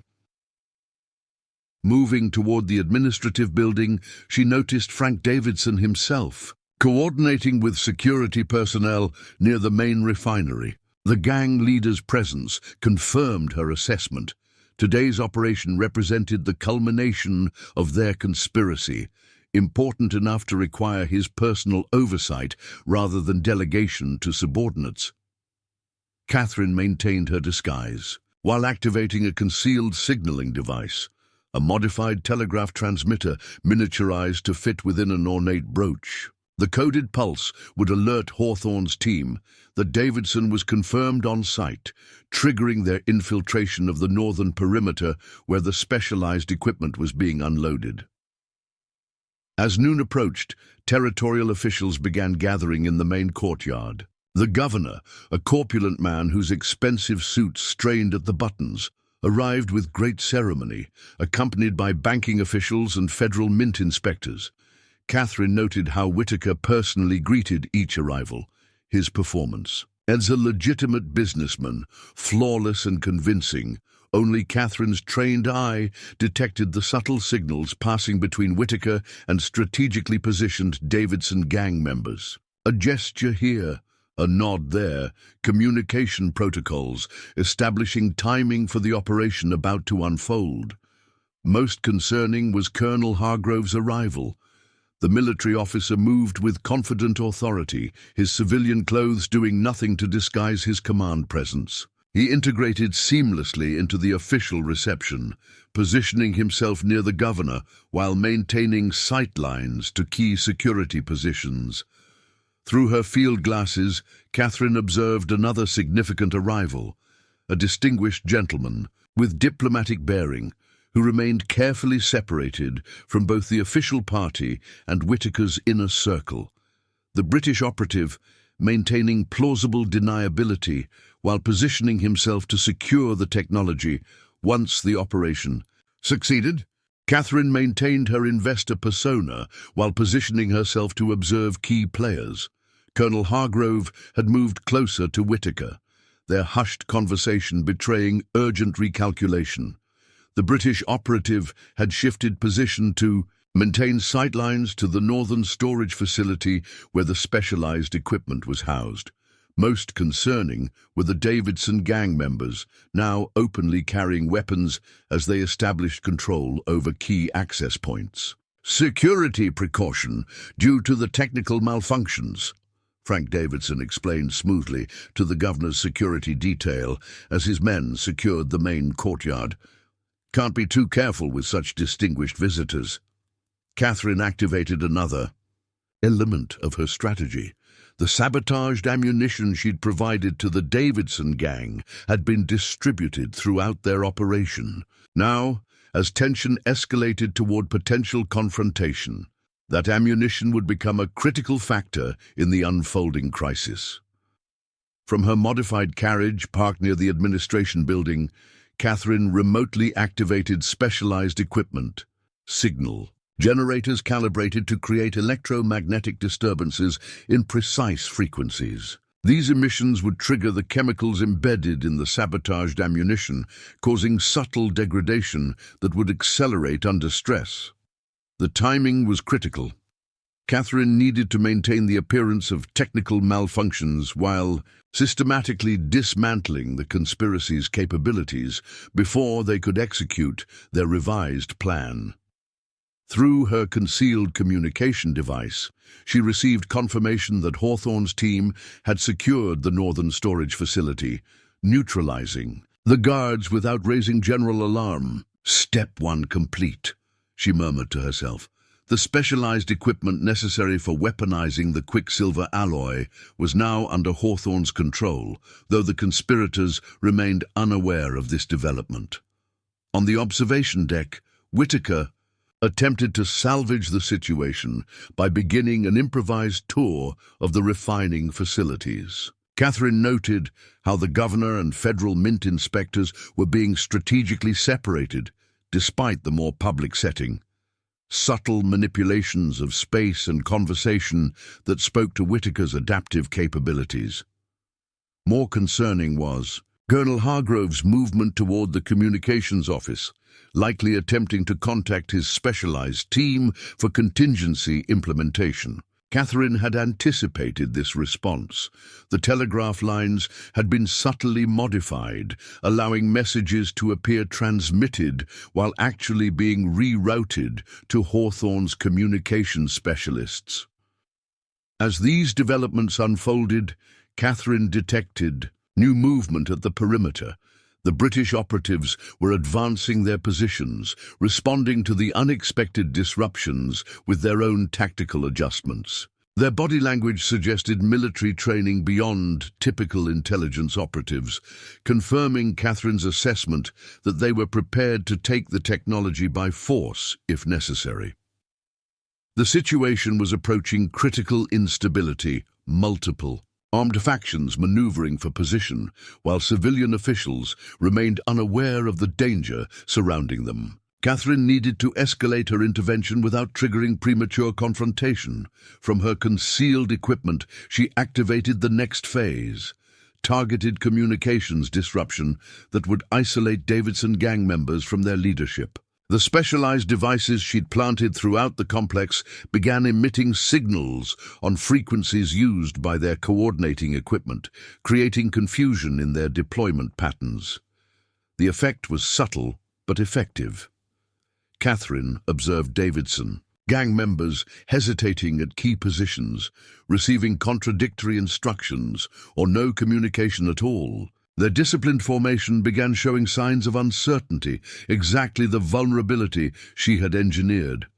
Meanwhile, on the observation deck, the technical malfunctions continued expanding. Refinery equipment began operating erratically, pressure gauges fluctuate, and warning systems activated intermittently.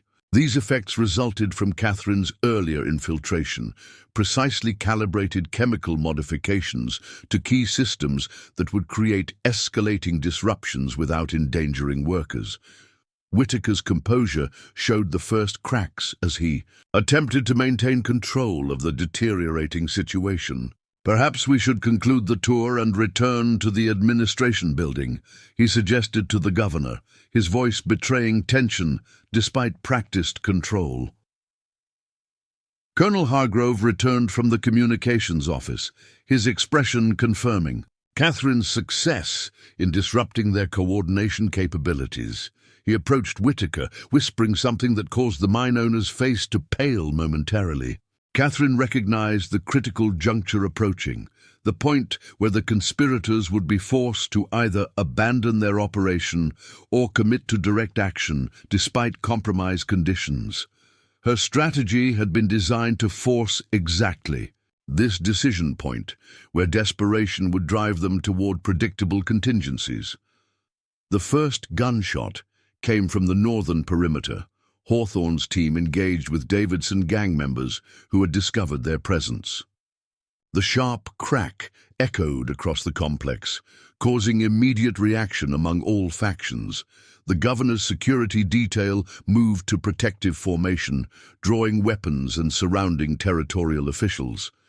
Davidson gang members throughout the complex revealed concealed firearms, their coordination visibly compromised by Catherine's interventions. Hargrove's civilian-dressed military team emerged from concealed positions, revealing their true capabilities as they moved to secure key locations. Most significantly, the British operatives abandoned pretense, advancing with military precision toward the northern storage facility, directly into conflict with both Hawthorne's team and Davidson gang members. "Ladies and gentlemen," Catherine announced in a voice pitched to carry authority, abandoning her investor persona, "this facility is now under federal jurisdiction due to evidence of criminal conspiracy. Please follow security personnel to evacuation points." This improvised announcement, delivered with absolute conviction, created crucial moments of uncertainty among civilian officials and workers. As they began moving toward exits, guided by mine staff who themselves had no idea which orders to follow, Catherine implemented her endgame strategy. From concealed positions throughout the complex, pre-positioned devices activated simultaneously. Smoke canisters deployed near key defensive positions, obscuring sight lines and creating additional confusion. Signal jammers disabled remaining communication equipment, isolating each faction from coordinated response. Most importantly, the sabotaged ammunition in Davidson gang weapons began catastrophically failing as stress conditions triggered the embedded chemical compounds. Frank Davidson himself experienced this failure firsthand as his pistol exploded. When fired, the specialized ammunition Catherine had provided rupturing the barrel and rendering the weapon useless. Throughout the complex, similar failures occurred as gang members attempted to secure their positions, their weapons becoming liabilities rather than assets. Catherine moved with purpose toward the administration building, where Whitaker and Hargrove had retreated with several associates. This central location contained documentation vital to proving the conspiracy's full scope, evidence that would connect the Davidson gang's territorial operations to international espionage and military corruption. As she approached, Catherine observed Whitaker's personal security team taking defensive positions, professionals unlike the Davidson gang members, with quality weapons and proper training. Direct confrontation would be costly and unnecessary. Instead, Catherine activated another pre-positioned device, a specialized chemical dispenser concealed during her previous infiltration. The compound released was non-lethal but highly effective, creating respiratory distress and disorientation that would render the security team temporarily incapacitated without permanent harm. Within moments, the defensive perimeter collapsed as guards succumbed to the compound's effects. Catherine donned a specialized mask of her own design, allowing her to move through the affected area without impairment. Inside the administration building, she found Whitaker and Hargrove destroying documents, evidence being eliminated as their operation collapsed around them. The two men looked up in shock as Catherine entered, her disguise now abandoned, her true identity evident in her confident bearing. "You," Hargrove breathed, recognition dawning. "The architect, you're supposed to be dead, retired, neutralized by burning my workshop?" Catherine finished, her voice cold as steel. "You made a fundamental miscalculation, Colonel. You destroyed my public workspace, not my operational capacity." Whitaker reached for a concealed weapon, but Catherine was faster. From beneath her dress, she produced a specialized pistol, a smaller variant of the Whisper technology, designed for close encounters. The weapon made barely a sound as it fired, the projectile striking Whitaker's hand with surgical precision, disabling without killing. "Federal agents are securing this facility as we speak," Catherine informed them as Whitaker clutched his bleeding hand. "The specialized equipment has been confiscated. The Davidson gang is neutralized. Your British contacts are currently in armed standoff with legitimate military personnel. Operation Quicksilver is terminated." Hargrove's military discipline asserted itself as he assessed their situation with cold calculation. "You've been operating unauthorized, same as us. No official sanction, no backup. You're bluffing." Catherine allowed herself the barest smile. "I don't need official sanction to dismantle unauthorized operations. That's why the government created the architect in the first place. Deniable intervention when official channels are compromised." Outside, gunfire intensified as multiple factions engaged in open conflict. The point of no return had been reached. Conspirators, committed to their operation despite compromised conditions, exactly as Catherine had engineered. "You've just triggered an international incident," Hargrove warned. "British operatives engaged with American forces on U.S. soil." "No," Catherine corrected, retrieving a specialized camera from her equipment. "I've documented a rogue military officer conspiring with foreign agents to sell classified technology. The incident is contained, the evidence secured, and the operation neutralized." As if to punctuate her statement, the building shook as explosions erupted from the northern section. Hawthorne implementing her contingency to destroy the specialized equipment, rather than risk its capture by British operatives. The architectural demolition Catherine had designed was approaching completion, each structural element of the conspiracy systematically removed until the entire construction could no longer support itself. The Davidson gang that had burned her workshop now found themselves merely collapsing components in an operation engineered by the very woman whose life they thought they had destroyed. The point of no return had indeed been reached, not just for the conspiracy, but for Catherine herself. The architect had fully emerged from retirement, her skills and methodology deployed with the precision that had made her legendary. And as gunfire echoed across Silver Creek Mine, the final confrontation between multiple converging threats reached its inevitable culmination. Silver Creek Mine had transformed into a battlefield. Gunfire echoed across the complex as multiple factions engaged in desperate conflict. The governor and official party had been evacuated by their security detail, leaving only combatants in the increasingly volatile environment. Smoke from various explosions obscured visibility in key areas, creating a tactical landscape that shifted moment by moment. Inside the administration building, Catherine maintained control over Whitaker and Hargrove, but the situation was deteriorating rapidly. Through the windows, she observed Davidson gang members converging on their position, apparently responding to some emergency protocol. "They're coming to extract you," Catherine noted calmly, securing documents from Whitaker's safe with her free, and while keeping her specialized pistol trained on the two men. "Standard contingency when an operation collapses. Preserve leadership for reconstruction." Hargrove's expression confirmed her assessment. "You can't possibly expect to escape," he said. "There are still 30 armed men out there loyal to our operation. 30 men with compromised weapons, disrupted communications, and no coherent command structure," Catherine corrected. "Against an opponent who has systematically dismantled their operational capacity over the past week." As if to emphasize her point, another explosion rocked the northern perimeter, one of Catherine's distributed response devices detonating the sabotaged ammunition cache. The blast wasn't designed for maximum casualties, but for strategic effect, removing resources while creating psychological impact. "You've lost perspective, architect," Hargrove pressed, attempting to regain psychological advantage. "This was never about territorial crime or even military technology. Quicksilver has applications beyond weapons, economic implications that could reshape the national economy. Currency manipulation using the specialized silver alloy," Catherine confirmed, retrieving a final document from a hidden compartment she'd identified during her infiltration.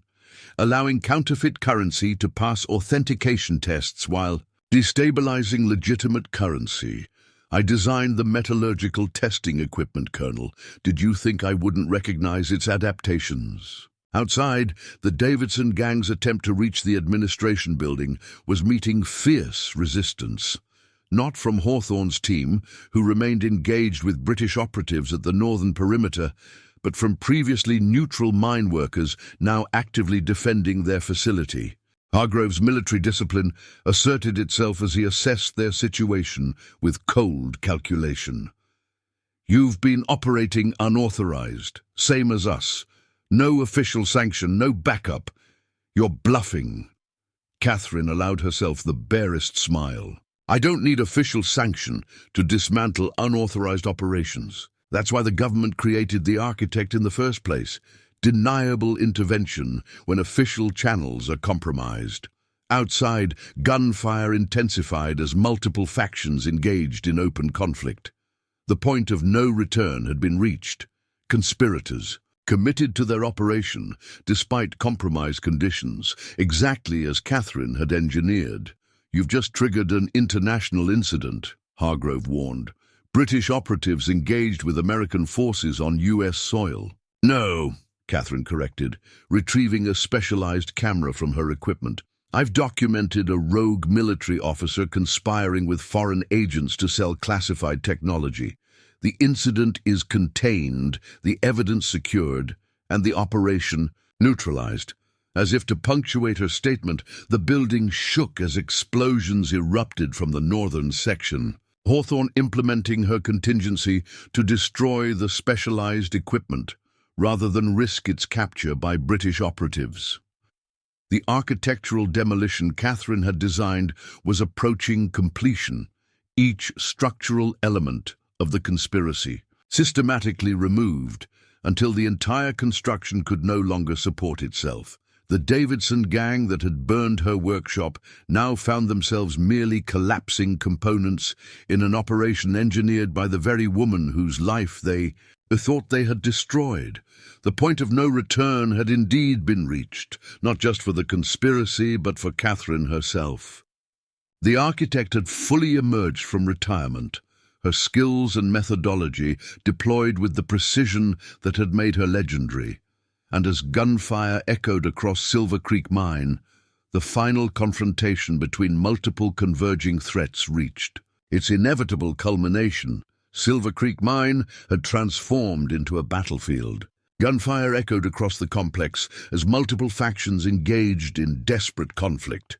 The governor and official party had been evacuated by their security detail, leaving only combatants in the increasingly volatile environment. Smoke from various explosions obscured visibility in key areas, creating a tactical landscape that shifted moment by moment. Inside the administration building, Catherine maintained control over Whitaker and Hargrove, but the situation was deteriorating rapidly. Through the windows, she observed Davidson gang members converging on their position, apparently responding to some emergency protocol. "They're coming to extract you," Catherine noted calmly, securing documents from Whitaker's safe with her free, and while keeping her specialized pistol trained on the two men. "Standard contingency when an operation collapses. Preserve leadership for reconstruction." Hargrove's expression confirmed her assessment. "You can't possibly expect to escape," he said. "There are still 30 armed men out there loyal to our operation. 30 men with compromised weapons, disrupted communications, and no coherent command structure," Catherine corrected.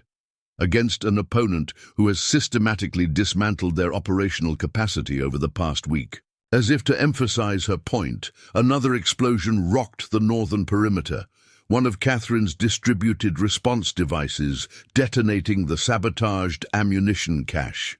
The blast wasn't designed for maximum casualties, but for strategic effect, removing resources while creating psychological impact.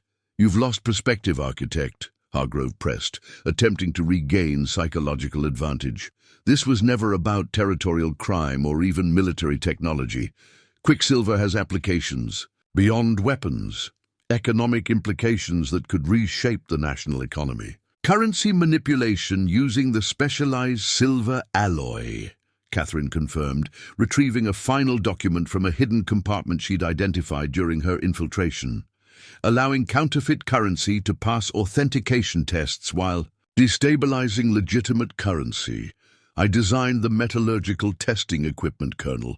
Did you think I wouldn't recognize its adaptations?" Outside, the Davidson gang's attempt to reach the administration building was meeting fierce resistance.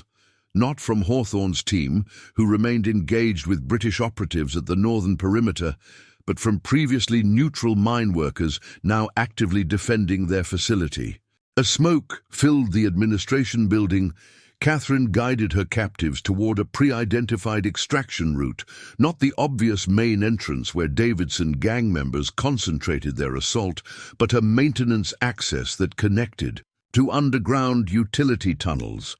These tunnels, documented in her previous analysis of the facility, provided concealed movement to the western perimeter.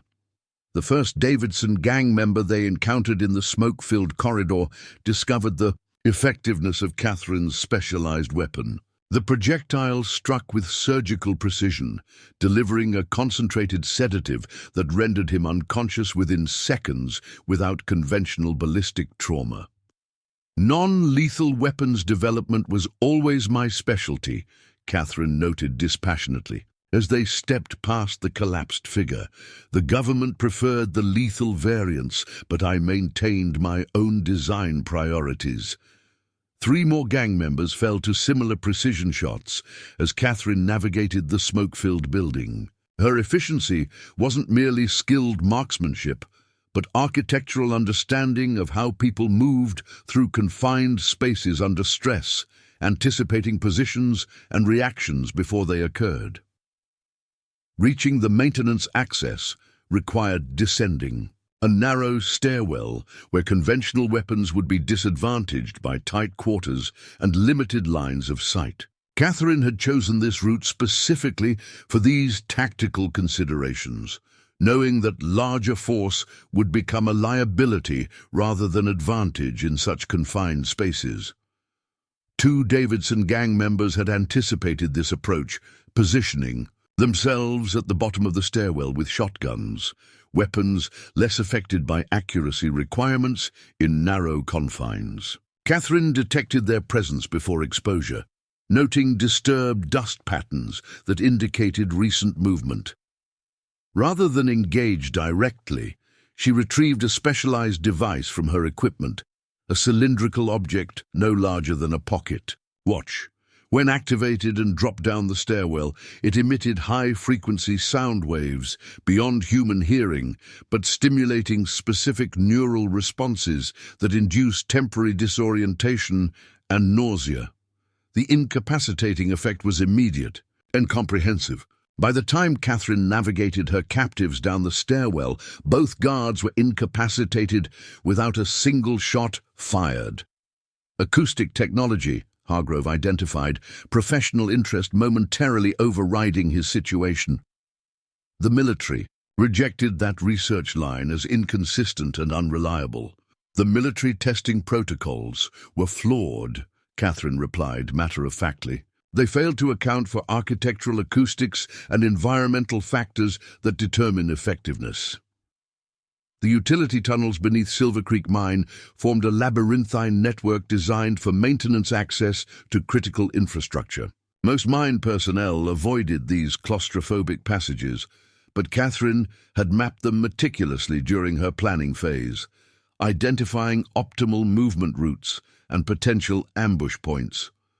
Above ground, the conflict continued intensifying. Explosions and gunfire created sufficient chaos to mask their movement through the tunnel system. Catherine maintained precise navigation, leading her captives toward the western emergency exit, where she had pre-positioned transportation. The final obstacle came at the tunnel junction leading to the exit. 4 Davidson gang members had established a defensive position, apparently aware of the evacuation route. Their weapons were trained on the approaching tunnel, creating a kill zone that would be difficult to penetrate, even with specialized equipment.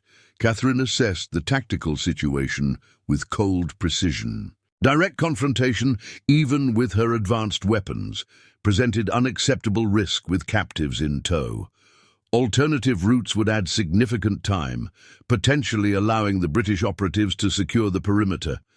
The solution emerged from architectural analysis rather than conventional tactics. The junction's position relative to the main refinery meant that specific utility pipes ran directly overhead, pipes carrying high-pressure steam to various processing stations. With calculated precision, Catherine retrieved her final specialized device, a thermal charge designed to breach the steam pipe at exactly the right point. When detonated, it would release superheated steam into the junction, creating an environmental barrier no guard would maintain position to defend. "Cover your faces," she instructed her captives, providing specialized cloths treated to protect against thermal damage.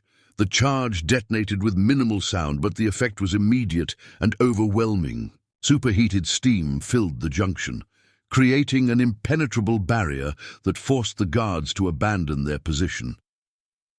Catherine timed their approach perfectly, navigating through the dissipating steam cloud just as it thinned enough for safe passage, while remaining dense enough to obscure them from returning guards.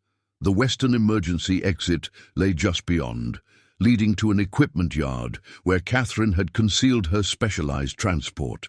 "You've planned for every contingency," Whitaker observed, breaking his long silence. "Why not just kill us? Why this elaborate extraction?" "Because you're more valuable alive," Catherine replied, her voice devoid of emotion. "Your testimony will dismantle criminal networks across 3 territories, expose corruption in military procurement, and sever international espionage connections. Your deaths would provide temporary satisfaction, but limited strategic value." The architectural precision of Catherine's approach extended beyond tactical movements to strategic outcomes. Each element of her plan served multiple functions, neutralizing immediate threats while preserving evidence and assets for systematic dismantling of larger networks. As they emerged from the emergency exit into the equipment yard, Catherine observed Hawthorne's team securing the perimeter, having apparently neutralized or driven off the British operatives. The Major herself approached, military efficiency evident in her movement despite civilian attire. "Operation contained," Hawthorne reported crisply. "British elements retreating toward the border. Davidson gang neutralized or scattered. Specialized. Equipment secured or destroyed." Catherine transferred her captives to Hawthorne's custody, along with the documented evidence gathered from the administration building. "Colonel Hargrove and Mr. Whitaker require federal transportation," she stated formally. "The evidence accompanying them connects international espionage, military corruption, and territorial crime in a single conspiracy." Hawthorne accepted the transfer with a curt nod, professional respect evident despite the unorthodox nature of Catherine's intervention.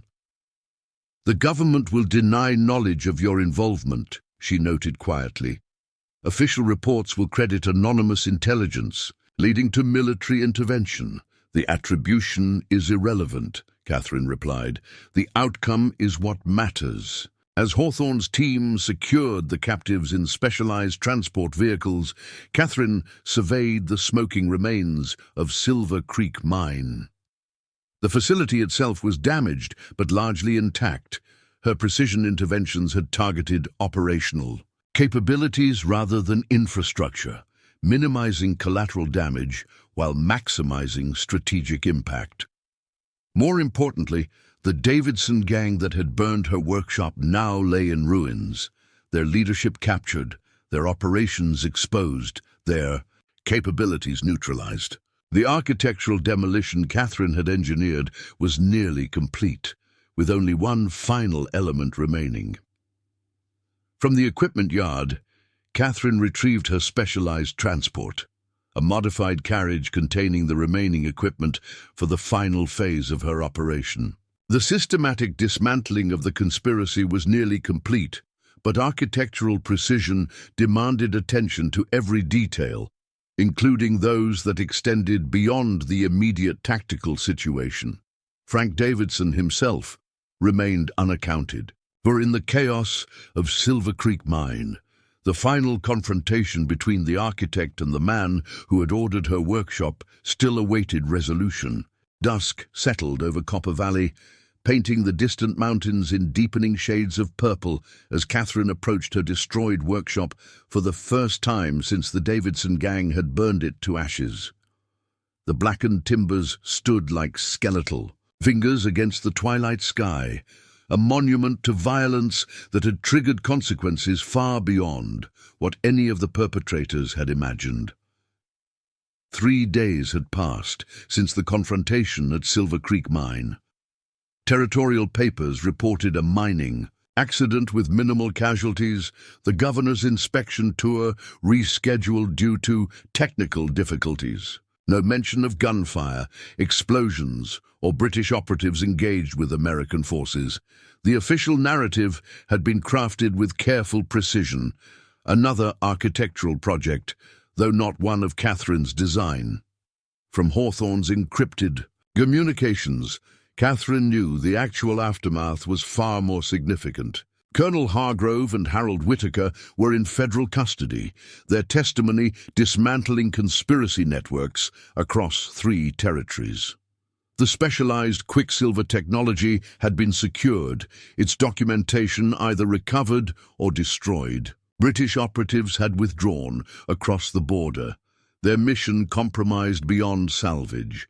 Most of the Davidson gang had been captured or killed during the Silver Creek confrontation. Those who escaped were being systematically apprehended by territorial authorities, acting on detailed intelligence Catherine had provided through Sheriff Harrow. Their network of safe houses, supply caches, and informants had been compromised beyond recovery. Yet Frank Davidson himself remained unaccounted for. The gang leader had escaped during the chaos at Silver Creek, disappearing into the vast territory with resources unknown. Catherine's architectural demolition of the conspiracy remained incomplete while he remained at large, the final supporting beam that needed removal for the structure to fully collapse, which was why she now stood before her destroyed workshop as darkness gathered. Not from sentiment or to mourn what was lost, but because architecture required understanding of human nature, and human nature, particularly among men like Frank Davidson, often demanded symmetry. "He'll come here," she had told Sheriff Harrow earlier that day, declining his offer of deputies for protection. The workshop was where it began. His mind will demand it end there as well. The setting sun cast long shadows across the ruins as Catherine moved methodically through the blackened remains. She wore simple clothing, practical pants and shirt, similar to her workshop attire before the fire. But beneath the unassuming exterior lay careful preparation, specialized equipment concealed in custom-designed pockets, non-lethal weaponry positioned for immediate access. The Whisper itself, disassembled into components that appeared innocuous until combined with practiced precision. Catherine had spent the afternoon making specific modifications to the ruins, not fortifying them for defense in conventional ways, but preparing the environment itself to serve as a weapon when needed. Architectural thinking applied to tactical confrontation, turning Frank Davidson's chosen battleground into a tool for his defeat. As twilight deepened into true darkness, Catherine positioned herself not in the obvious defensive location at the center of the ruins, but at their edge, where shadows provided concealment while maintaining sightlines to all approaches. The Whisper had been reassembled, its specialized ammunition loaded, its targeting systems calibrated for night operation. The distant sound of approaching hoofbeats confirmed her assessment of Davidson's psychology.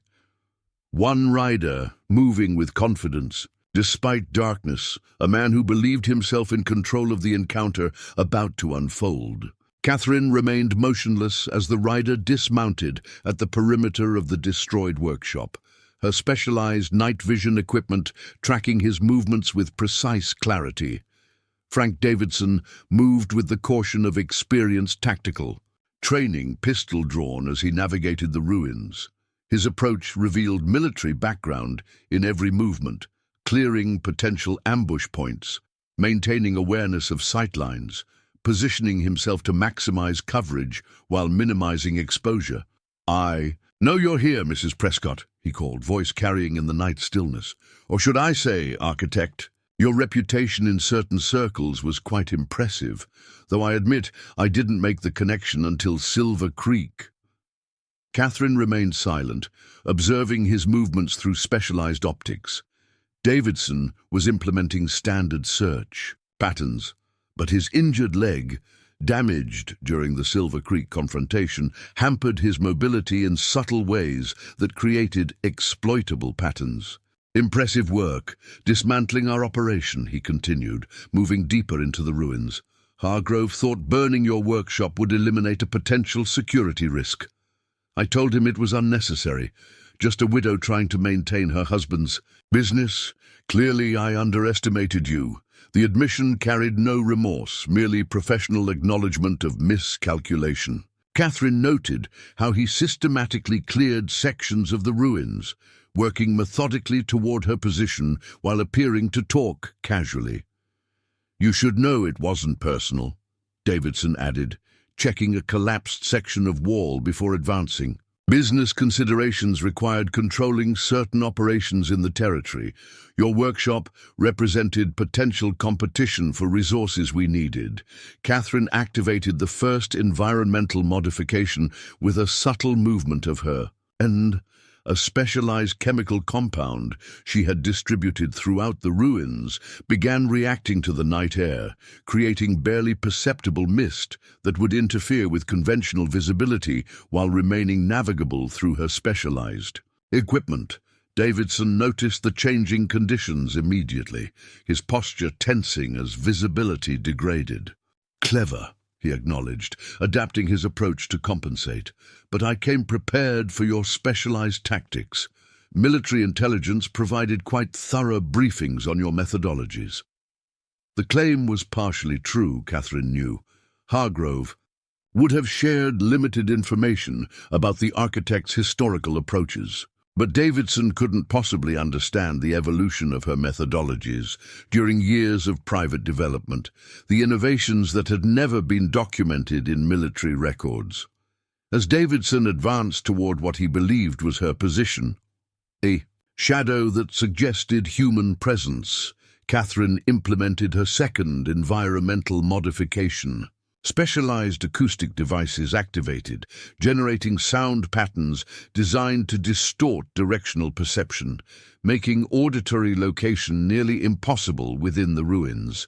Davidson's movements became more cautious, his confidence visibly eroding, as environmental factors compromised his tactical advantages. Still, his military training asserted itself as he adjusted, using physical contact with stable structures to maintain orientation despite sensory disruption. Your workshop can be rebuilt, he called, voice betraying the first hints of genuine tension. You've made your point, demonstrated your capabilities. There are opportunities for someone with your skills in new territories, better compensation than government work ever provided. Catherine finally broke her silence, her voice projected through specialized equipment to seem omnidirectional within the ruins. This confrontation isn't about rebuilding, Mr. Davidson. It's about fundamental miscalculation. She moved silently to a new position as Davidson pivoted toward where her voice seemed to originate. His growing frustration manifested in subtle tells, tightening grip on his weapon, accelerated breathing, micro-adjustments in posture that betrayed mounting stress. The territorial operation is finished, Catherine continued, her voice now seeming to come from an entirely different direction. Hargrove and Whitaker are cooperating with federal authorities. The specialized technology is secured, the British connection severed, your gang dismantled. You alone remain unresolved. Davidson fired toward the apparent source of her voice, the muzzle flash temporarily compromising his night vision, another vulnerability Catherine had anticipated in her environmental design. The shot struck nothing but collapsed timber, while the acoustic system amplified the report to disorienting levels within the confined space.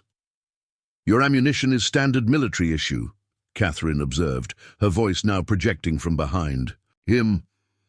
Unlike the specialized rounds I provided your gang members, interesting choice for someone who witnessed their effectiveness at Silver Creek. Davidson spun, firing twice more with increasing desperation. Where are you? He demanded, professional, composure cracking further. Face me directly. I'm facing you directly, Catherine replied calmly. I'm observing your movements, analyzing your tactical decisions, and systematically dismantling your operational capabilities. That is how the architect engages. With practiced precision, she activated the final environmental modification. The ground beneath Davidson suddenly shifted, not catastrophically, but subtly destabilizing his footing. Catherine had identified structural weaknesses in the workshop ruins and enhanced them strategically, creating terrain that would respond to specific pressure patterns. Davidson stumbled, his injured leg buckling under unexpected strain. As he struggled to regain balance, Catherine emerged from concealment, the whisper aimed with unwavering precision. You burned my workshop believing you were eliminating a potential security risk, she stated, her voice now directly audible rather than projected. Instead, you activated precisely the risk you feared most. Davidson attempted to bring his pistol to bear, but Catherine had positioned herself at the optimal angle relative to his injured side, exploiting the limited mobility he had attempted to conceal. The whisper discharged with barely a whisper, its specialized projectile striking with pinpoint accuracy, disarming without killing. As Davidson clutched his numbed arm, Catherine approached with methodical confidence, the whisper never wavering from its target. Your fundamental miscalculation was viewing me as a security risk rather than an architecture of systems, she explained, her tone educational rather than vindictive. You dismantled my workshop, but that was merely a facade. The true structure, my knowledge, my capabilities, my networks, remained intact. Sheriff Harrow emerged from the darkness beyond the ruins, deputies flanking him with weapons trained on Davidson. Their presence confirmed another element of Catherine's strategy, allies positioned as contingencies should her primary approach fail. Frank Davidson, Harrow announced formally, you're under arrest for murder, extortion, conspiracy against the United States government, and destruction of private property. The last charge, seemingly minor compared to the others, carried particular significance in the context of their confrontation. As deputies secured Davidson, Catherine disassembled the whisper with practiced efficiency, returning its components to their concealed positions within her clothing. The specialized weapon would remain her secret, too advanced for current military application, too dangerous for general knowledge. You could have killed me at any point, Davidson observed as deputies prepared to take him away. Professional assessment had replaced tactical desperation in his tone. Why didn't you? Because architecture isn't about destruction, Catherine replied, surveying the ruins surrounding them. It's about understanding structural relationships and implementing precise modifications to achieve specific outcomes. Your death would have been simple but inefficient. Your testimony will help dismantle remaining elements of the conspiracy your organization served. As Davidson was led away, Sheriff Harrow approached Catherine, respect evident in his bearing. Federal marshals will take custody of him by morning. With his testimony and the evidence you provided, the entire operation will be exposed, from territorial crime through military corruption to international espionage. Catherine nodded, her attention already shifting to the future rather than the completed operation. The workshop can be rebuilt, she noted, evaluating the structural damage with professional assessment. Better designed, more efficient. Will you rebuild it the same? Harrow asked. Return to making hunting rifles and sporting guns? Catherine considered the question carefully, surveying the ruins that had triggered an architectural demolition spanning territories and national interests. The architect had emerged fully from retirement, her skills proven not diminished but enhanced by years of private development. The facade will appear the same, she finally answered, a respectable gunsmith's workshop producing quality firearms for legitimate purposes. The external structure will integrate with community expectations and territorial commerce.